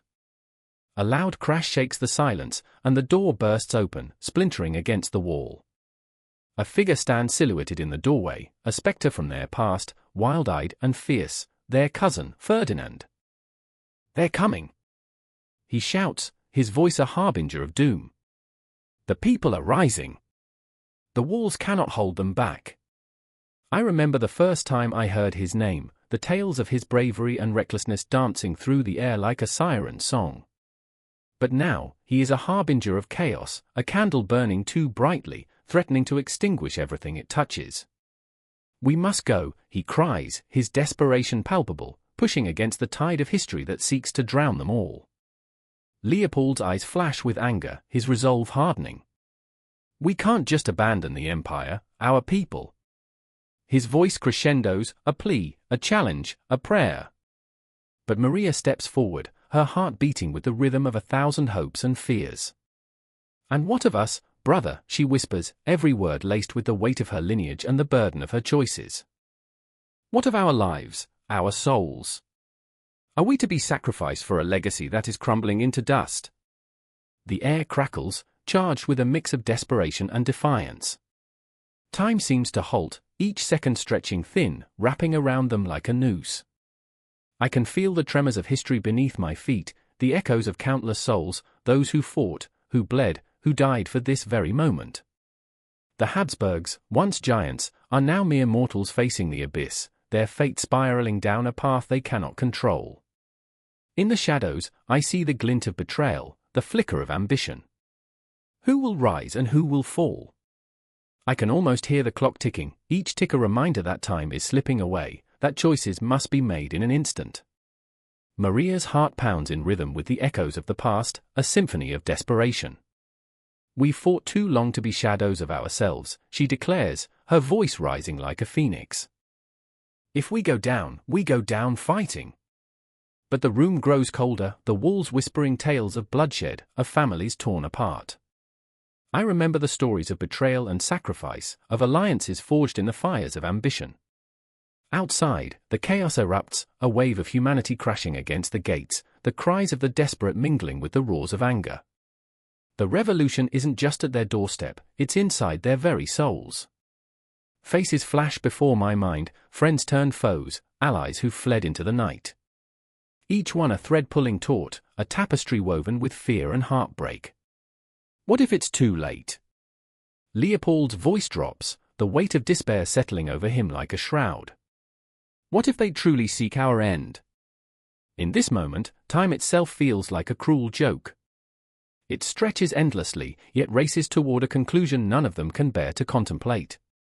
Maria reaches out for her brother, her hand trembling. We must make a choice, she says, her voice steady yet quaking with unspoken fears. For love. For family. For the future. And just then, as if the cosmos itself were listening, the room swells with an unearthly silence, a moment suspended in time where all that exists is the beating of their hearts, the ghosts of the past entwined with the hopes of the future. The choice looms before them like a spectre, both terrifying and liberating. In that one pulse, the weight of the Habsburg legacy hangs in the balance. Together, Leopold breathes, his eyes locking onto Maria's, and in that gaze, a pact is forged, fragile yet unbreakable, a bond that defies the chaos surrounding them. They stand at the precipice, a trio bound by blood and fate, ready to face what horrors await, even as the shadows stretch and the world outside roars for their blood. As the darkness descends, the clock continues to tick, and somewhere, in the depths of time, history holds its breath, waiting for the final act to unfold. The Habsburgs might be crumbling, but their story isn't over. Not yet. The clock struck midnight, its echo reverberating through the shadowed hallways of the Habsburg Palace. Somewhere, a candle flickered, illuminating the faces of those caught in a web spun generations deep. Tension crackled in the air like a lightning storm waiting to unleash its fury. I stood there, breathless, as whispers of betrayal wrapped around me, their chill creeping into my bones. This was no ordinary night, it was a reckoning, a moment when the past collided violently with the present. I remember Maria, the fierce daughter of the emperor, her heart as heavy as the crown that weighed upon her brow. She paced the cold stone floor, each step echoing her conflict. She was a warrior in a gilded cage, a woman forged by duty but yearning for freedom. Her eyes flickered with rebellion, haunted by the chains of tradition that bound her to a legacy soaked in blood and ambition. "You think power is a gift?" she spat, her voice low and dangerous. "It's a curse, a noose around your neck, tightening with every breath." At that moment, I felt her pain, a raw and visceral thing. She longed to break free from her lineage, to escape the suffocating expectations that came with the Habsburg name. She was more than a pawn in a Game of Thrones, she was a woman, flesh and blood, with dreams that danced just beyond her reach. Yet, her destiny was written in the stars, tangled in the fate of her family, a dynasty both revered and reviled. Then there was Leopold, Maria's brother, who wore his crown like a shroud, weighed down by the knowledge that every decision he made could shift the balance of power across Europe. He stood at the precipice, gazing into the abyss of history, wondering if he would be remembered as a tyrant or a savior. His heart pulsed with doubt, each beat quickening as the shadows of their ancestors loomed larger, whispering promises of glory laced with betrayal. "What if I fail?" he whispered to the empty air, the weight of 1,000 years pressing down upon him. "What if I repeat their mistakes?" Every heartbeat echoed with the blood of the Habsburgs, a lineage marked by both brilliance and folly. I could hear the ghosts of the past, their voices swirling around us like a tempest. The rulers who had twisted the fate of nations in their hands, their stories intertwining like the branches of a gnarled tree. It was intoxicating, this blend of power and peril, and we were all helpless witnesses to its unfolding. I remember the night Maria found solace in forbidden love. A glance exchanged in the shadows, a brush of fingertips beneath the watchful gaze of portraits that seemed to judge her very being. He was nobody, just a soldier from the fringes, yet to her, he was everything. In that fleeting moment, she tasted a sweetness that was as forbidden as it was exhilarating. Love, in all its messy, unfiltered glory, had surged through her, a tide of defiance against the walls that threatened to close in. But in the depths of her heart, she knew the truth, her desires were a treacherous game, one that could shatter the fragile peace of the empire. Then came the moment when the clock struck louder, a heartbeat away from chaos. The palace was alive with the rustle of silk and the clank of armor, an impending clash of loyalties as conspirators stirred in the dark. The air was electric, poised on the brink of violence, and I stood in that space, suspended between the weight of history and the imminent storm. Maria's pulse quickened, her breath hitching as she felt the world around her change, morphing into something unrecognizable. "Stand with me, Leopold," she implored, the desperation in her voice cutting through the tension like a blade. "If we are to fight this legacy, we must do it together. We can shape our own destiny." Her heart, so full of fire, clashed with his caution. He was the protector, the diplomat, forever tethered to the throne. But at what cost? He countered, his voice trembling with the gravity of his words. Can we truly defy the currents that have dragged our family for centuries? Can we rewrite our fate? In that moment, the world around us held its breath, caught between the past and the future, between duty and desire. The Habsburg legacy lay before them, an intricate tapestry of power, betrayal, and sacrifice, woven with threads of ambition and despair. It was a haunting melody, a siren song that promised glory but delivered despair. Maria and Leopold stood at the crossroads, staring into the abyss of their family's legacy, each heartbeat a reminder of the choices that lay ahead. I could almost taste the tension, sharp and metallic on my tongue, as they faced one another, two souls entwined in a dance of fate. The shadows closed in tighter, the walls of the palace closing around them as history echoed in their minds. Would they choose to break free, or would they be consumed by the very legacy they sought to escape? The clock continued to tick, each second a reminder of the weight of their lineage. The flickering candle cast long shadows, whispering of the ghosts of those who had come before, their triumphs, their failures, their blood-soaked legacies. A cycle as old as time itself, yet here they stood, defiant in their resolve, at odds with the very empire that had birthed them. And in that moment, I felt the chill of inevitability wrap around me, a shiver that ran deep, resonating with an understanding that history does not merely repeat, it consumes. The Habsburg dynasty's influence loomed large, a spectre haunting the halls of power, thriving on the dreams and nightmares of those who would dare to grasp it. The weight of their legacy pressed against my chest, each breath a reminder that I was but an observer in this grand tragedy, a witness to the tempest brewing on the horizon, where ambition clashed with love, and duty warred with desire. I remember the promise of dawn, the hope that flickered like a dying ember. But as night deepened around us, it became clear, the ghosts would not surrender easily. The fate of the Habsburgs lay shrouded in mystery, a tale threaded with desire, ambition, and the haunting echoes of choices made long before our time. And as the darkness beckoned, I sensed the storm ready to break, a reckoning that would ripple through time, leaving scars that would never fully fade. A child's laughter cuts through the air like glass shattering, echoes of joy draped over a backdrop of despair. Just beyond the rusty gate, in the heart of a crumbling neighborhood, a group of children huddle, their faces smudged with dirt and dreams. They play tag, darting between broken concrete and shattered glass, oblivious to the looming shadows of adult struggles. I stand there, watching, my heart a knot of envy and sorrow. I remember when laughter was our currency, when joy felt infinite, before the walls of this forgotten place began to close in. Across the street, a man named Victor leans against a graffiti-streaked wall, the weight of the world etched into every wrinkle on his face. He clutches a tattered cardboard sign, its letters fading but the message loud and clear, need work. Single father.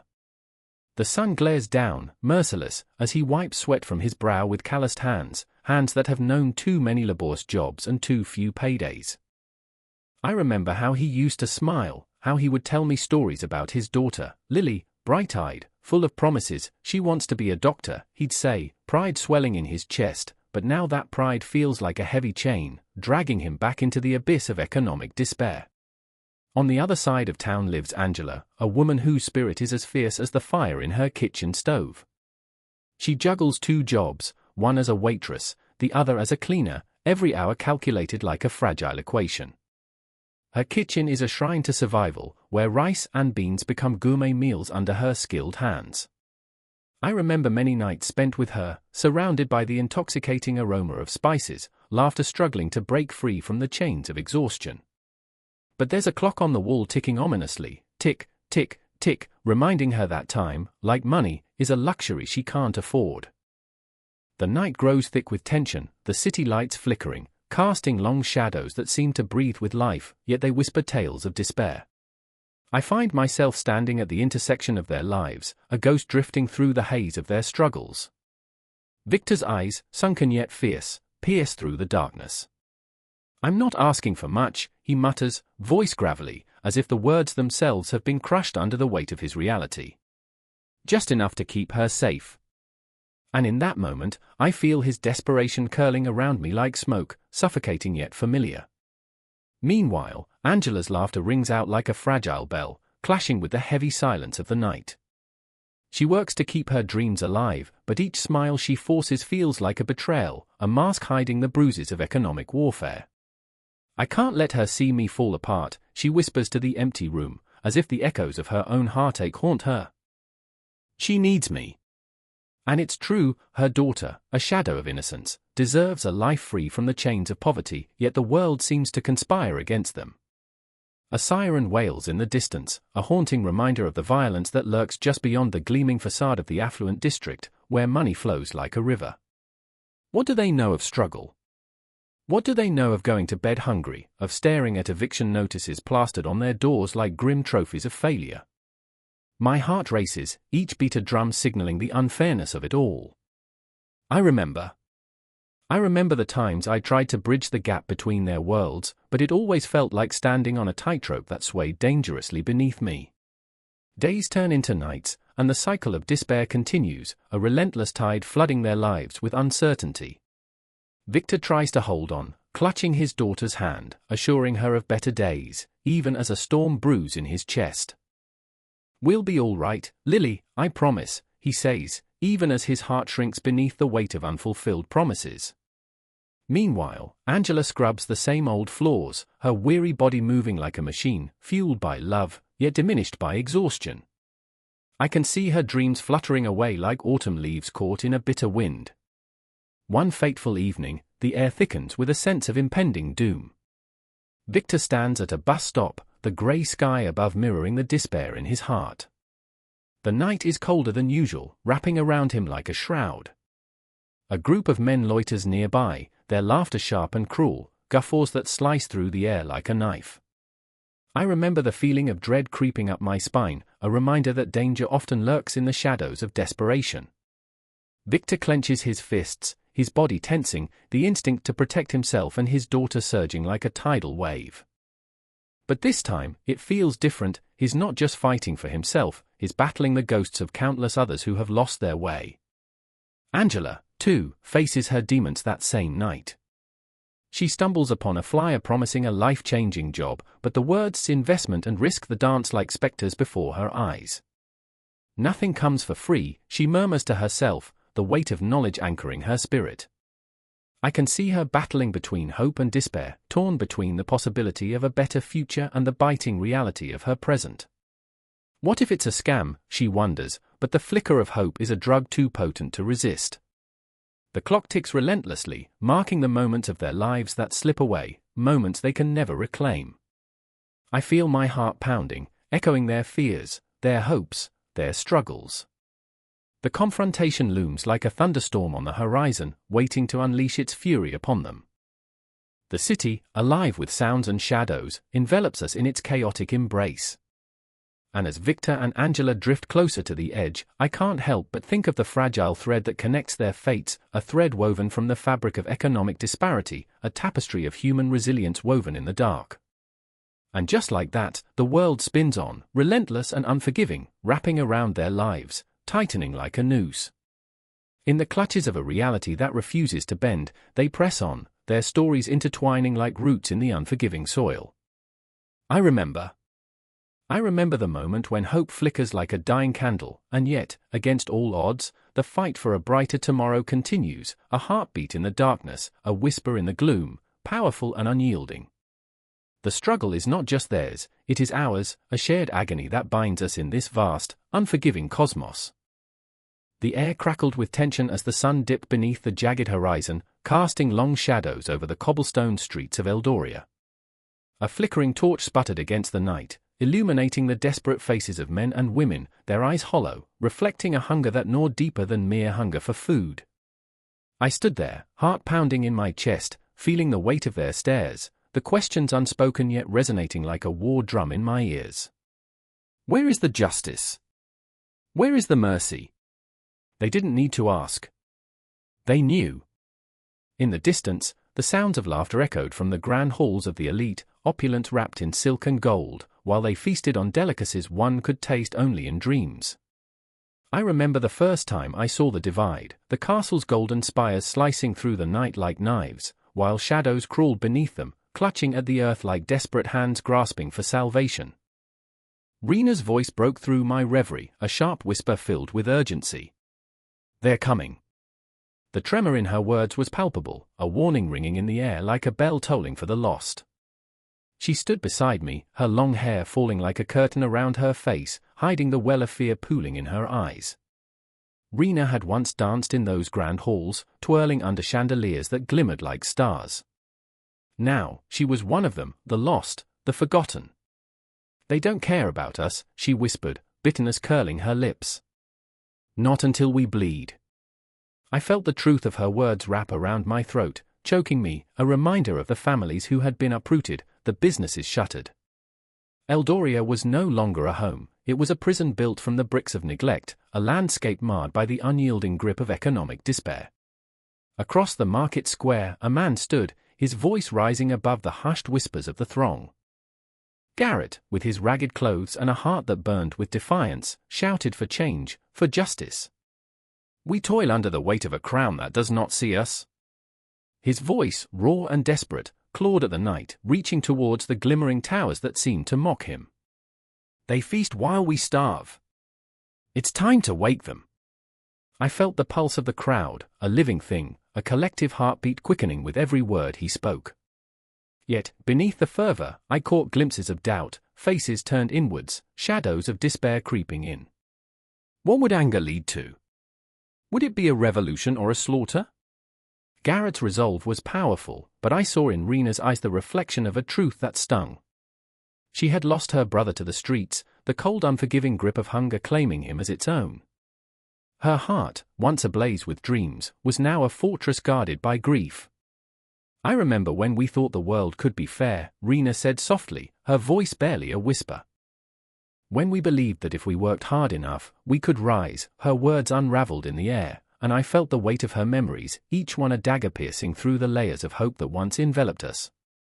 Garrett continued, his voice rising like a tempest, yet I felt myself drifting, anchored by Rena's sorrow, the haunting reality of our existence. Dreams had become a currency we could no longer afford. The divide was not just in gold or silver, it was in laughter that echoed through gilded halls while silence suffocated the streets. It was the echo of footsteps on polished floors while the bare soles of our feet scraped against the gravel, raw and bleeding. "Rena," I said, gripping her shoulder, feeling her tremble under my touch. "We must act.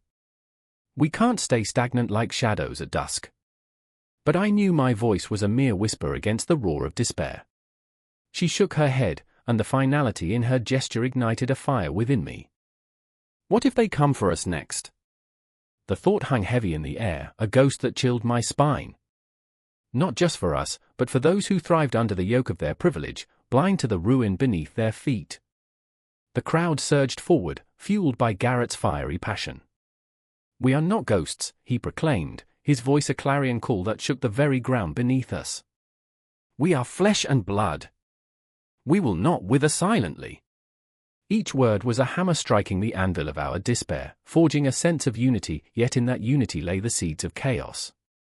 In that moment, I saw Rena's resolve harden, her lips pressing into a thin line. "If they come, we'll be ready." The fire in her eyes ignited a spark in me, and I felt it, a flicker of hope, fragile yet unyielding. But hope, I knew, was a double-edged sword. As the night deepened, a shift in the air told me that this was not merely a gathering, but the birth of something raw and untamed. Would we rise as one, or would we fracture under the weight of our pain? The clock tower chimed, each toll a heartbeat in the growing storm.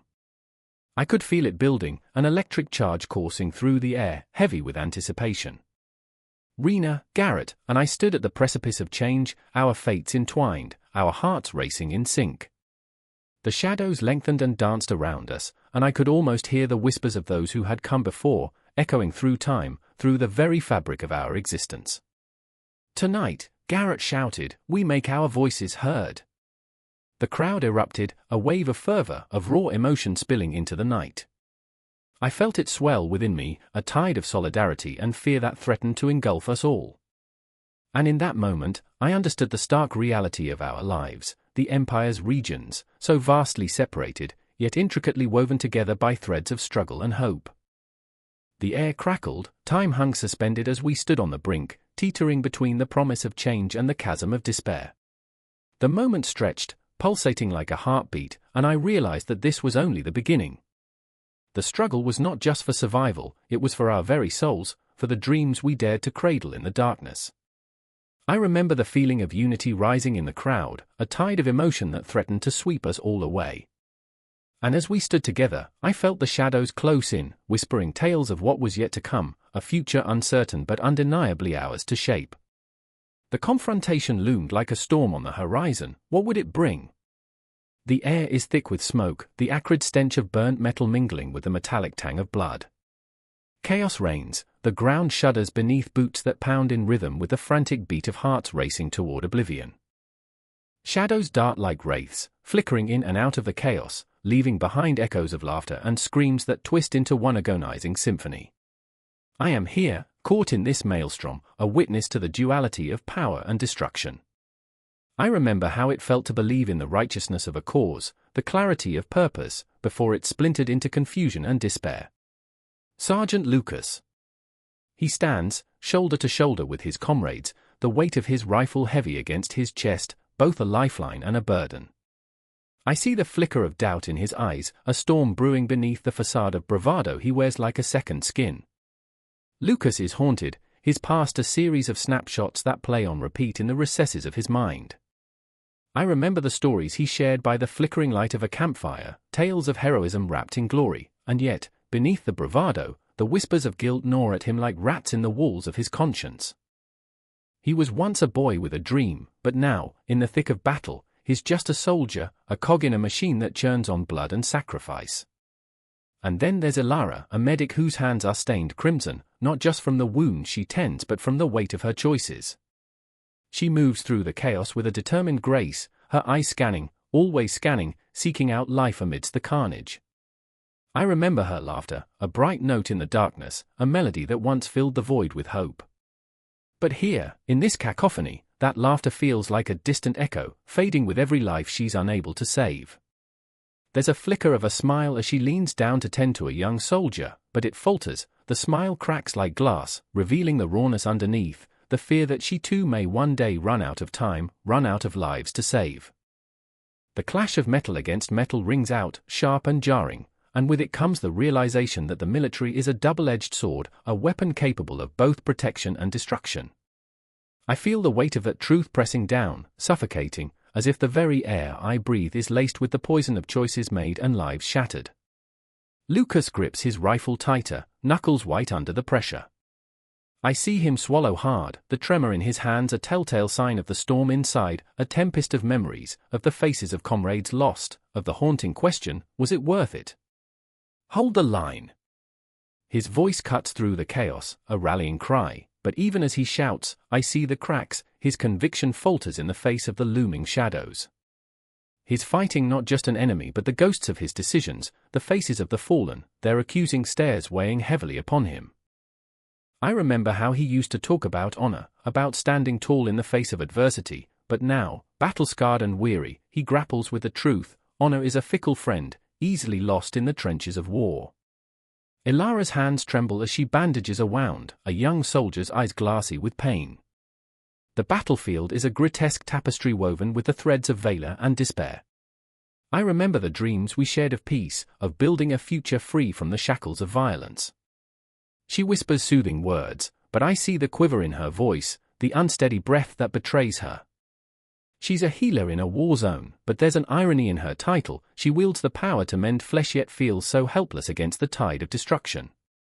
Time stretches, a rubber band pulled to its limit, and within this twilight world, a moment crystallizes, a flash of light, a deafening roar, and then silence, a heartbeat suspended in time. In that instant, everything hangs in the balance. I remember the fear that grips me, the fear that overwhelms like a tidal wave, threatening to pull me under. Will this be the moment everything changes? Will Lucas break beneath the pressure? Will Ilara falter? The universe holds its breath, teetering on the edge of fate, and I feel the pull of destiny tightening around us. And then, the ground shakes again, not from the impact of bombs or gunfire, but from the sound of a scream, a cry that pierces through the chaos like a shard of glass. It's Lucas. He's lost someone he was meant to protect. I can see it in his eyes, the sheer terror and devastation, a tempest of emotions colliding within him, and in that moment, I remember how fragile the line between duty and despair truly is. His face contorts, rage and grief coiling together, becoming something monstrous. The sword he wields cuts deeper than any blade, it severs the ties to his own humanity. Elara rushes to his side, her heart racing, but with each step, I see the cracks widen, the rift of despair threatening to swallow them whole. She reaches for him, but he recoils as if her touch burns, his anguish a fortress built from the ashes of lost lives.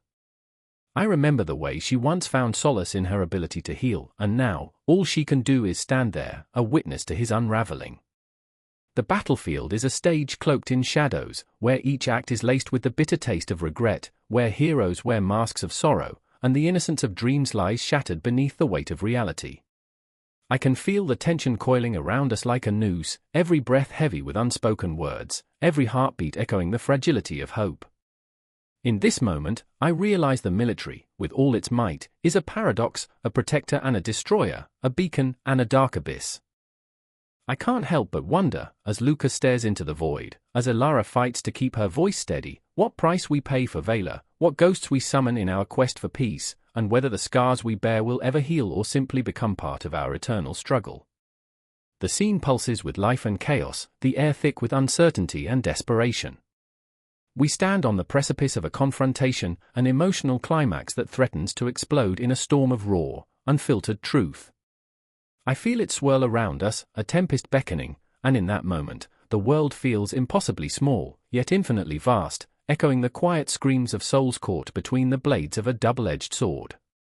The air crackled with tension, a taut wire stretching across the battlefield, and I stood paralyzed, breath hitching in my throat. My heart pounded like a war drum, each beat echoing the urgency around me. Smoke rose in thick coils, swirling like ghosts clawing at the remnants of a dying sun.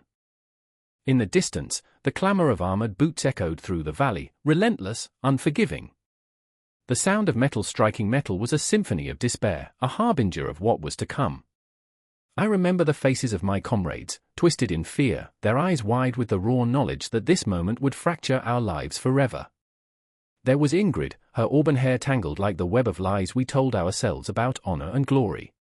She clutched her sword tightly, knuckles as white as the ghostly fog that rolled over the hills. "We fight for peace," she whispered, though it felt more like a prayer than a statement, the weight of her hope threatening to crush her spirit. The irony hung thick in the air, peace bought at the price of blood. Then there was Elias, the strategist, whose mind danced like a flame flickering in a storm. He had the gift of seeing moves ahead, yet now, paralyzed by the reality of the situation, his eyes darted between the tactical map sprawled on the ground and the horizon, where chaos loomed. I remembered the late-night conversations, the debates over whether strength was the only language we had left. "Words fail us," he had said, frustration etched deep in his brow, "but arms speak louder than anything." And there I stood, caught in the crossfire of their beliefs, my own heart heavy with doubt, each pulse a reminder of the choices that brought us here.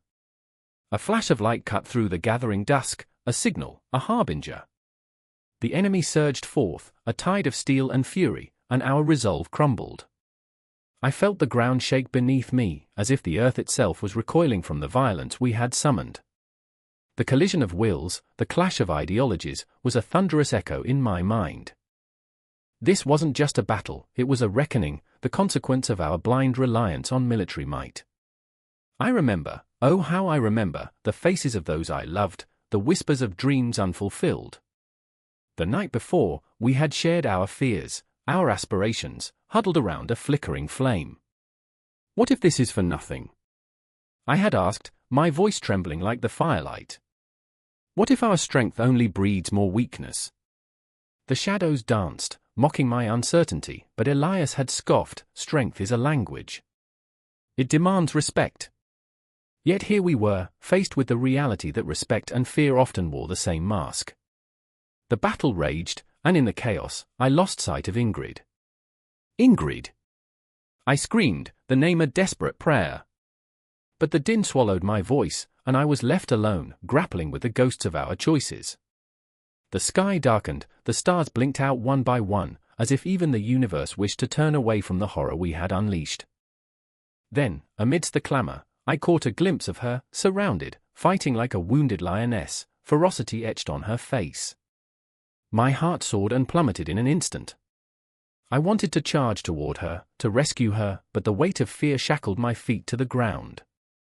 Was I to be another soldier, another body lost in a war fueled by misplaced pride?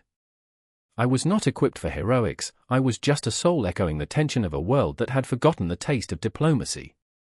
Elias, with his keen eye for strategy, was still orchestrating the chaos, his mind whirring, calculating odds that grew slimmer by the second. I knew he sought victory, the glory of triumph.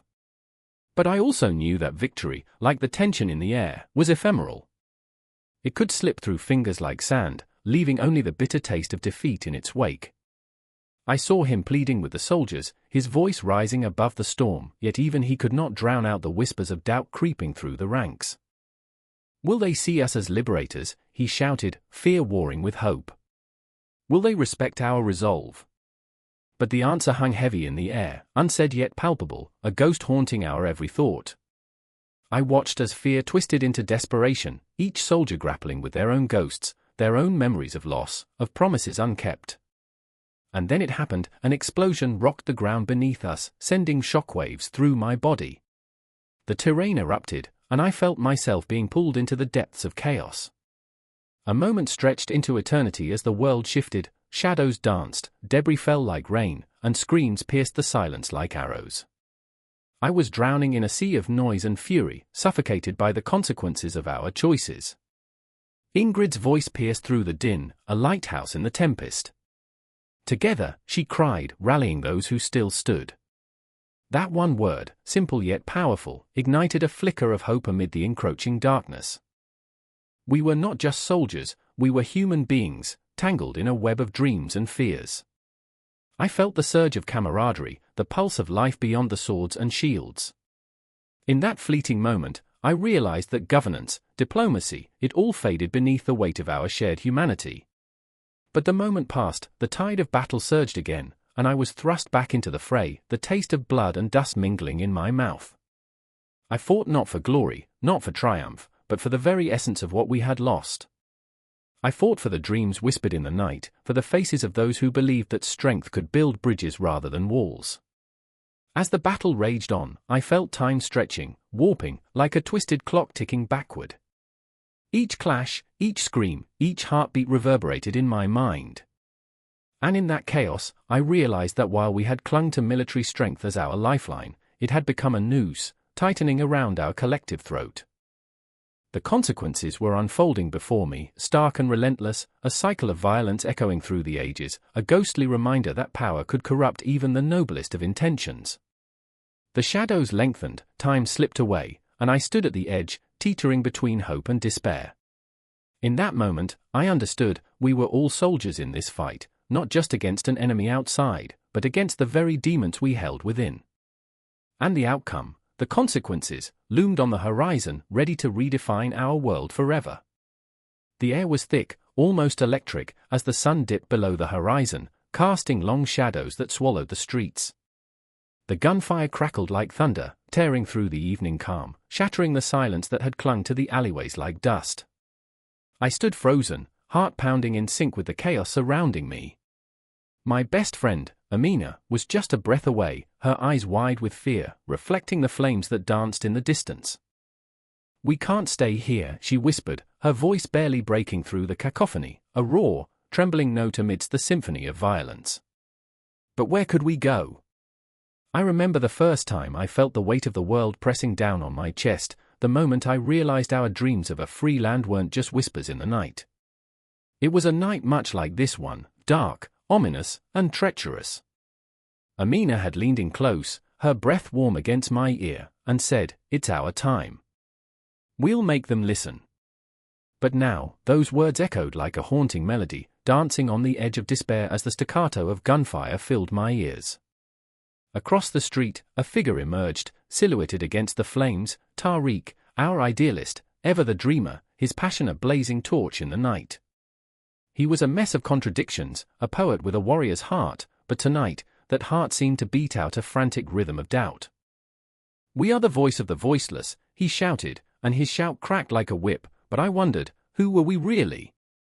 Shadows of the past loomed large, memories of betrayal and loss swirling like smoke. I took a step forward, the ground trembling beneath me. "Tariq!" I called out, my voice lost amidst the chaos, but he turned, eyes wild, flickering with madness and determination. "They can't silence us. Not now." His words poured from him like a raging river, unstoppable and fierce. I saw it then, the glimmer of hope that still clung to him, despite everything. But Amina tugged at my sleeve, her grip tight and urgent. "We need to go, now." Her breath came in short gasps, and the fear radiating from her was almost palpable. I felt it too, the clenching in my stomach, the icy fingers of dread reaching into my chest, threatening to suffocate me. I wanted to scream, to lash out at the injustice, but all I could do was stand there, rooted in place, as the world burned around us. Time warped and twisted, each second stretching into eternity as we watched the dark figures of soldiers advance, their uniforms like shadows creeping toward us. I remembered the whispers of our elders, recounting tales of rebellion, of those who dared to rise. "Revolution is born in blood," they had said. "But at what cost?" "Look!" Amina gasped, pointing to the sky, where a single shot had ignited a firework of chaos, flashes of light illuminating the faces of young men and women, their eyes alight with fervor. I felt the pulse of the crowd surge around us, a wave of bodies driven by a singular belief. Freedom. It was intoxicating, but it was also terrifying. I glanced at Tariq again, and in that fleeting moment, when our eyes locked, I felt the weight of our choices, the burdens of loyalty, hope, and fear woven into the very fabric of who we were. "You believe in this, don't you?" I asked, my voice trembling. He nodded, fierce and unyielding, but the fire in his gaze dimmed ever so slightly, revealing the flicker of doubt beneath. But what was left to believe in? The dream seemed to drift away like smoke, ephemeral and insubstantial. I remembered the words that had echoed in my mind for weeks, "We are the fire that will forge our future." But at that moment, I felt like ashes, swept away by the winds of fate. "Over there!" A shout cut through the night, a voice thrumming with panic. The soldiers were closer now, their presence a dark cloud descending upon us. I could feel the weight of the decision pressing down on me, slicing through the noise of battle like a knife. "We have to run," I insisted, my voice cracking, desperation clawing at my throat. Amina shook her head, fierce defiance glistening in her eyes. "No, we can't abandon them. They need us." She pointed towards the crowd, where the young and the old stood shoulder to shoulder, united by an unseen thread of hope and desperation. "Look at them! They're fighting for us!" In that moment, the world fell away, and I saw it. These were our people, our kin, bound by blood and belief. I felt the swell of emotion rise in my chest, fierce and unyielding. The weight of history pressed down on us, a tide of lives lost and dreams shattered, but also of resilience and courage. The anger surged within me, hot and fierce, like a wildfire threatening to consume everything in its path. The moment stretched into infinity, and I made my decision. "All right," I yelled, heart pounding in my throat. "Let's fight." Tariq's face broke into a grin, reckless and wild, while Amina's eyes sparkled with fierce determination. The three of us surged forward, driven by the pulse of the crowd, a cacophony of voices rising, a howl of defiance against the night. But as we charged into the fray, I felt the weight of the world settle heavily on my shoulders. This was only the beginning, and the road ahead was fraught with shadows, with echoes of the past whispering threats of betrayal and heartache. I took a deep breath, the air thick with gunpowder and the scent of sweat and fear. The clash of ideals echoed around us, and I could see the faces of friends turned enemies, the lines of loyalty blurred in the smoke of rebellion.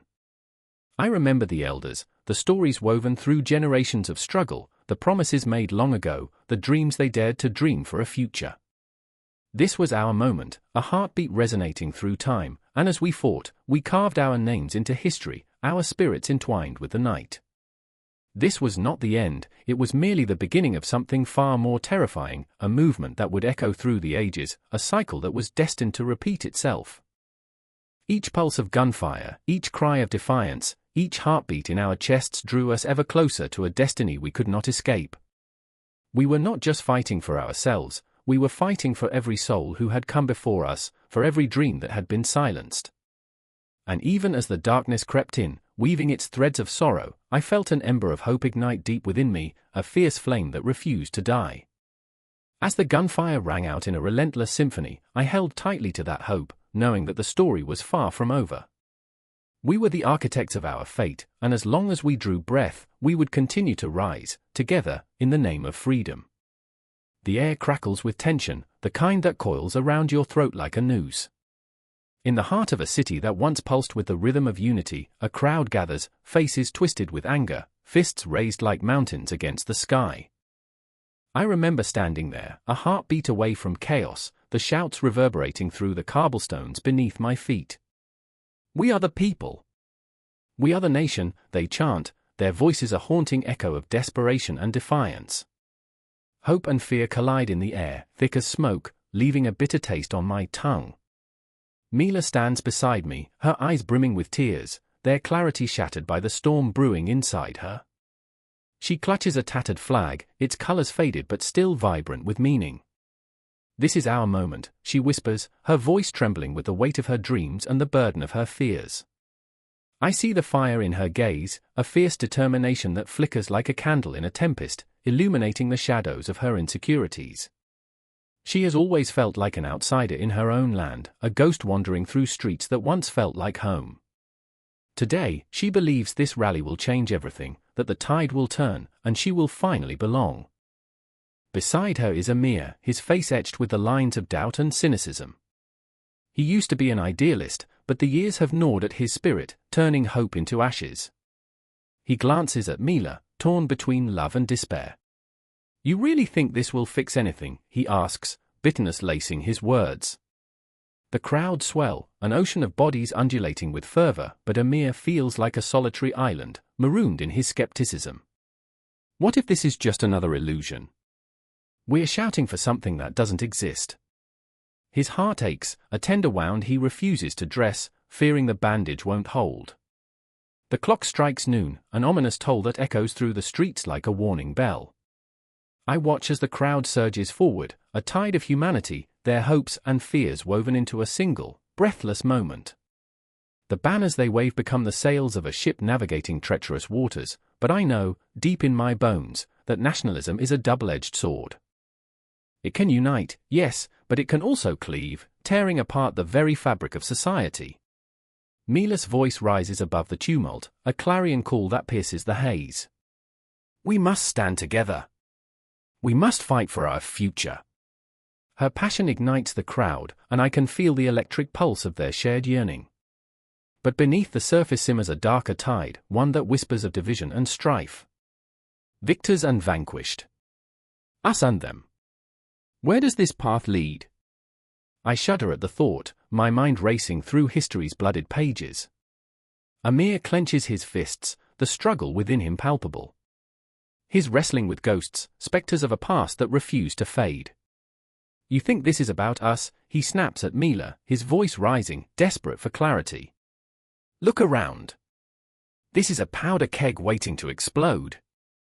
The heaviness of his words hangs in the air, thickening the atmosphere, as if the universe itself is holding its breath. I can see the flicker of doubt in Mila's eyes, the momentary crack in her armor as Amir's fears seep in like poison. Then it happens. A flash of movement, a baton raised, a shout from the front lines, "The police are here," and the air shifts from fervor to fear in a heartbeat. The crowd trembles, a beast roused from slumber, instinctively shifting towards chaos. "Mila! Amir! We need to go!" I shout, my heart hammering against my ribs as I pull them both away from the encroaching darkness. But Mila stands firm, her jaw set with resolve. "This is our fight. I won't back down." I feel the thunder of her words resonate deep within me, a drumbeat of defiance, yet I also feel the chill of reality creeping in, a reminder that the flames of nationalism often consume the very souls they purport to unite. Amir's hand wraps around her wrist, desperation etched into his features. "Mila, please. Think about what you're doing." But the crowd swells, a living entity, and soon they are swept away in a riptide of passion, leaving me to guard the flickering flame of reason amid the encroaching storm. Mila's face blurs as the chaos envelops her, a radiant figure disappearing into the thrumming heart of the crowd. In the cacophony, I catch a glimpse of hope and heartbreak intertwined, her dream of belonging dancing perilously close to the edge of a precipice. A cry rings out, sharp and jagged, slicing through the air like a razor. A bottle shatters against the pavement, and suddenly the energy shifts, morphing from fervor to frenzy, from passion to pandemonium. The police advance, shields glinting like the armor of a forgotten age, and I recoil at the sight, the embodiment of authority clashing with the raw pulse of the people. I feel a deep pang in my chest, the realization that stability is a fragile illusion, a mirage that flickers just out of reach. I remember the faces of the lost, the forgotten, the voices that have been silenced by the tides of nationalism rising like an unyielding wave. Mila is swept away, her spirit entwined with the cries of the crowd. Amir stands, torn, a man caught between the flames of his own heart and the icy grip of reality. I can almost hear the clock ticking, the relentless march of time echoing the cycle of hope and despair. In this moment, we are all mere actors on a stage, our roles dictated by forces beyond our control. Yet somehow, our choices still matter, our beliefs, our fears, our dreams, they ripple through the chaos like whispered prayers. And as the shadows stretch across the city, I realize that the rise of nationalism is not just a battle for land or power, it is an all-consuming fire that threatens to consume us all. I stand at the precipice, breathless, the world around me spinning in a whirlpool of emotion, while the clock continues its relentless ticking, a reminder that the struggle for stability and governance is as old as time, and the battle is far from over. The air crackled with tension, heavy and suffocating like the aftermath of an unspoken tragedy. A single gunshot reverberated through the deserted streets, a sound so sharp it sliced through the night silence, leaving an echo that clung to the walls like a ghost. I stood there, heart racing, breath caught in my throat, my skin prickling with an awareness that the world was teetering on the brink of chaos.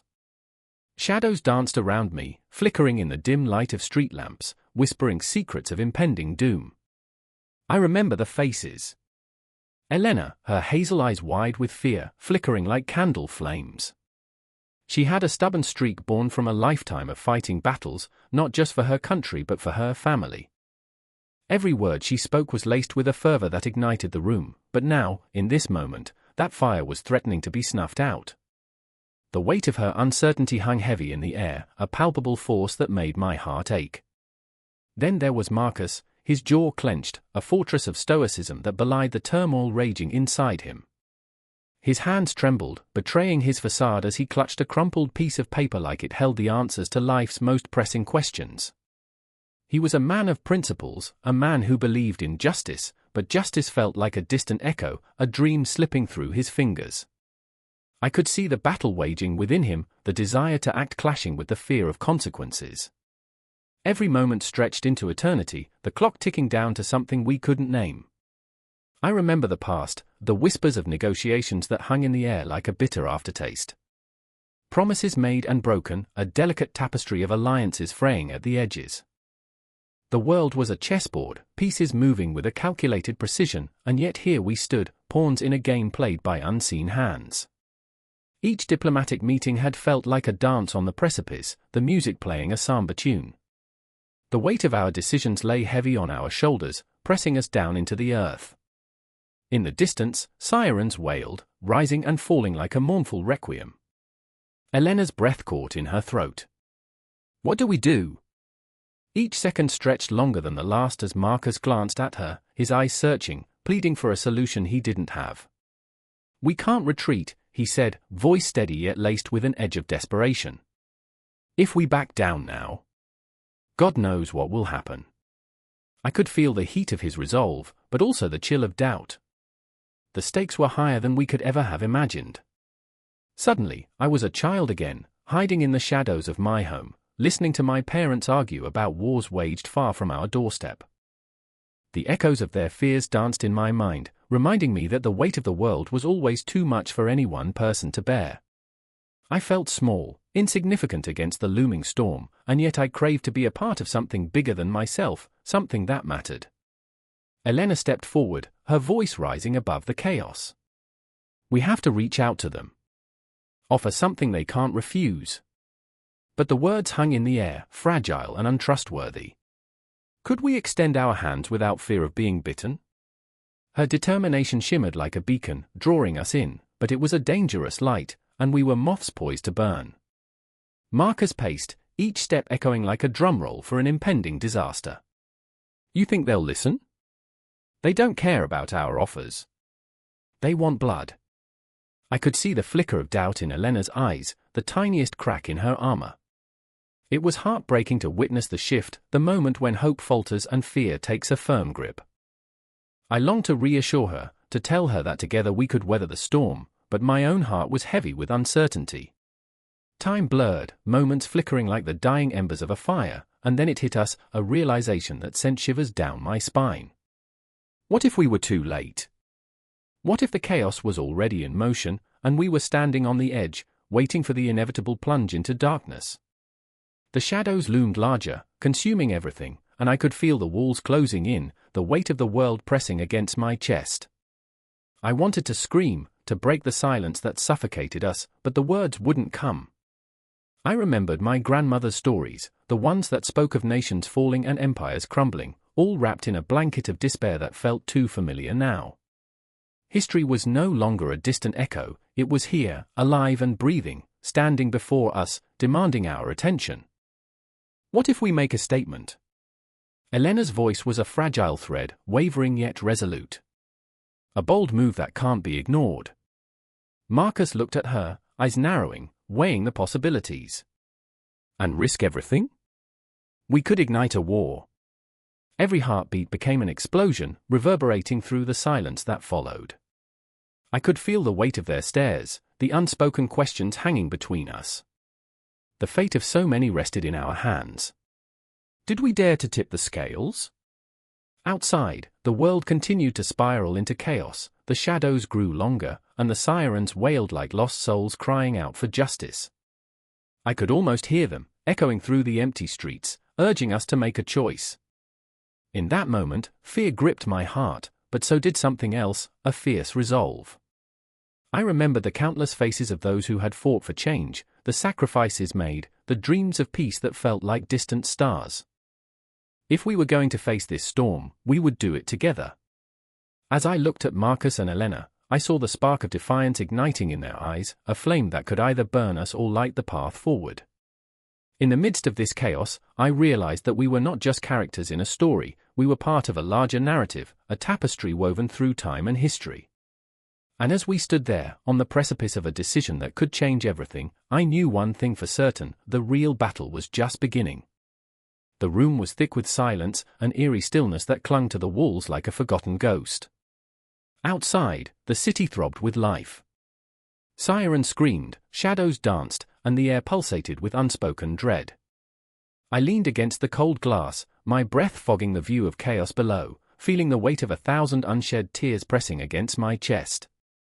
I can't do this, Rachel whispered, her voice barely breaking through the storm of noise outside. Her eyes were wide, reflecting the flickering lights of the skyline, a battlefield caught between hope and despair. What if they won't listen? Then we shout louder, I snapped, my own fear battling against the resolve that threatened to slip from my grasp. I could see the tension coiling in her body, taut and trembling, like a bowstring drawn back, ready to snap. She had always felt everything so deeply, joy, pain, the tremors of a world on the brink of chaos. Across the room, Leo stood, arms crossed, a fortress of indifference. He watched us, eyes cold, a mask shielding the turmoil roiling beneath. I hated him for it. He was the calm in this storm, the ice in our fiery desperation, but I couldn't deny he had his reasons, his family had paid the price, a toll too heavy to bear. The scars on his heart were etched in stone, and I understood that pain, we all did. I remember when we thought it would be different, I ventured, voice cracking under the weight of memories. When we believed we could change something. The world doesn't change, Sam, Leo replied, his words clipped, like ice cracking beneath our feet. It just shifts, turns into something else, but it's still the same rotten core. I wanted to scream, to shake him until reason returned to his eyes, but I held back, afraid that the truth was too heavy for him to carry. Instead, I turned back to Rachel, searching her gaze for the flicker of hope I desperately needed. "Do you really think they'll listen?" Her words hung like a breath held too long, a question that clawed at my insides. I remembered the rallies, the faces lit with fire, shouting, pleading for a world that listened. I remember the night lights flickered out and shadows crept across our dreams. The betrayal etched into our hearts, a phantom pain we could never shake off. "We cannot afford to back down now," I said, my voice firm, though my heart raced. "They need to understand the stakes. They need to understand that we're not just voices lost in a crowd." Rachel nodded, her fear morphing into a flicker of determination. It was all I could grasp, a thread of hope woven tightly within despair. But Leo remained silent, staring unblinking out into the void, where futures hung in the balance like stars waiting for the right moment to shine. "And if they don't?" he finally asked, his voice low, gravel scraping against bone. "Then we find our own way," I replied, the words tumbling from my lips like stones cast into a churning river. "We make them listen. We are the storm." The tension was suffocating, the air electric with unspoken fears. Would our voices rise above the din of apathy? Would anyone care enough to hear? Each passing second felt like a countdown, a clock ticking away the remnants of our resolve. As the minutes crawled, I remembered the alliances crumbling, the rivalries igniting like wildfire. I remembered standing in the shadows of history, watching as decisions made in somber rooms echoed in the streets, where lives hung in the balance. The weight of it pressed down on us, suffocating, relentless. Rachel stepped closer, her breath warm against my skin. "What if we fail?" The question hung heavy, a stone sinking into the depths of my heart. "Then we fail together," I answered, fighting against the rising tide of doubt. "But we'll fail fighting. We'll fail screaming." I could feel Leo's gaze shift, the slightest crack in his fortress as he wrestled with his own demons, shadows of loss flickering behind his eyes. "And what if it gets worse?" "Then we rise again," I said, each word a promise binding us together. Because giving up is the quietest suicide. The clock on the wall ticked ominously, each second a reminder of the uncertainty looming over us like a storm cloud, ready to burst. I could feel it in my bones, the pressure building, a heavy thrum that pulsed through the air.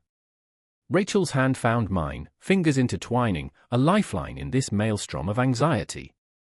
"Then we shout," she said, a fierce light igniting within her. "Together," I echoed, feeling the warmth of her presence, a fragile strength that filled the room. Leo took a breath, a deep, shaky inhale that seemed to pour life back into him. "Fine," he said, "but we need a plan." A plan. The word ignited a flicker of hope, but beneath it lay the jagged edges of uncertainty. I knew the cost of our ambitions, the alliances that could shatter, the rivalries that could ignite. The world was not simply black and white, it was a tapestry woven from threads of betrayal and loyalty, each strand a reminder of what hung in the balance. "Time is running out," I whispered, almost to myself, feeling the weight of the ticking clock pulling us forward. But as we gathered ourselves, preparing to confront the chaos, I knew that the real battle lay not just in our voices, but in the shadows that lurked behind every decision. The ghosts of past failures whispered in the corners, reminding us that this was only the beginning. We stepped into the fray, hearts pounding, fear clashing with courage, as the world outside erupted in chaos. We would shout, we would scream, and perhaps, just perhaps, the world would listen. The storm was just beginning, and the horizon shimmered with uncertainty, whispering promises of hope mingled with the haunting echoes of what could be lost.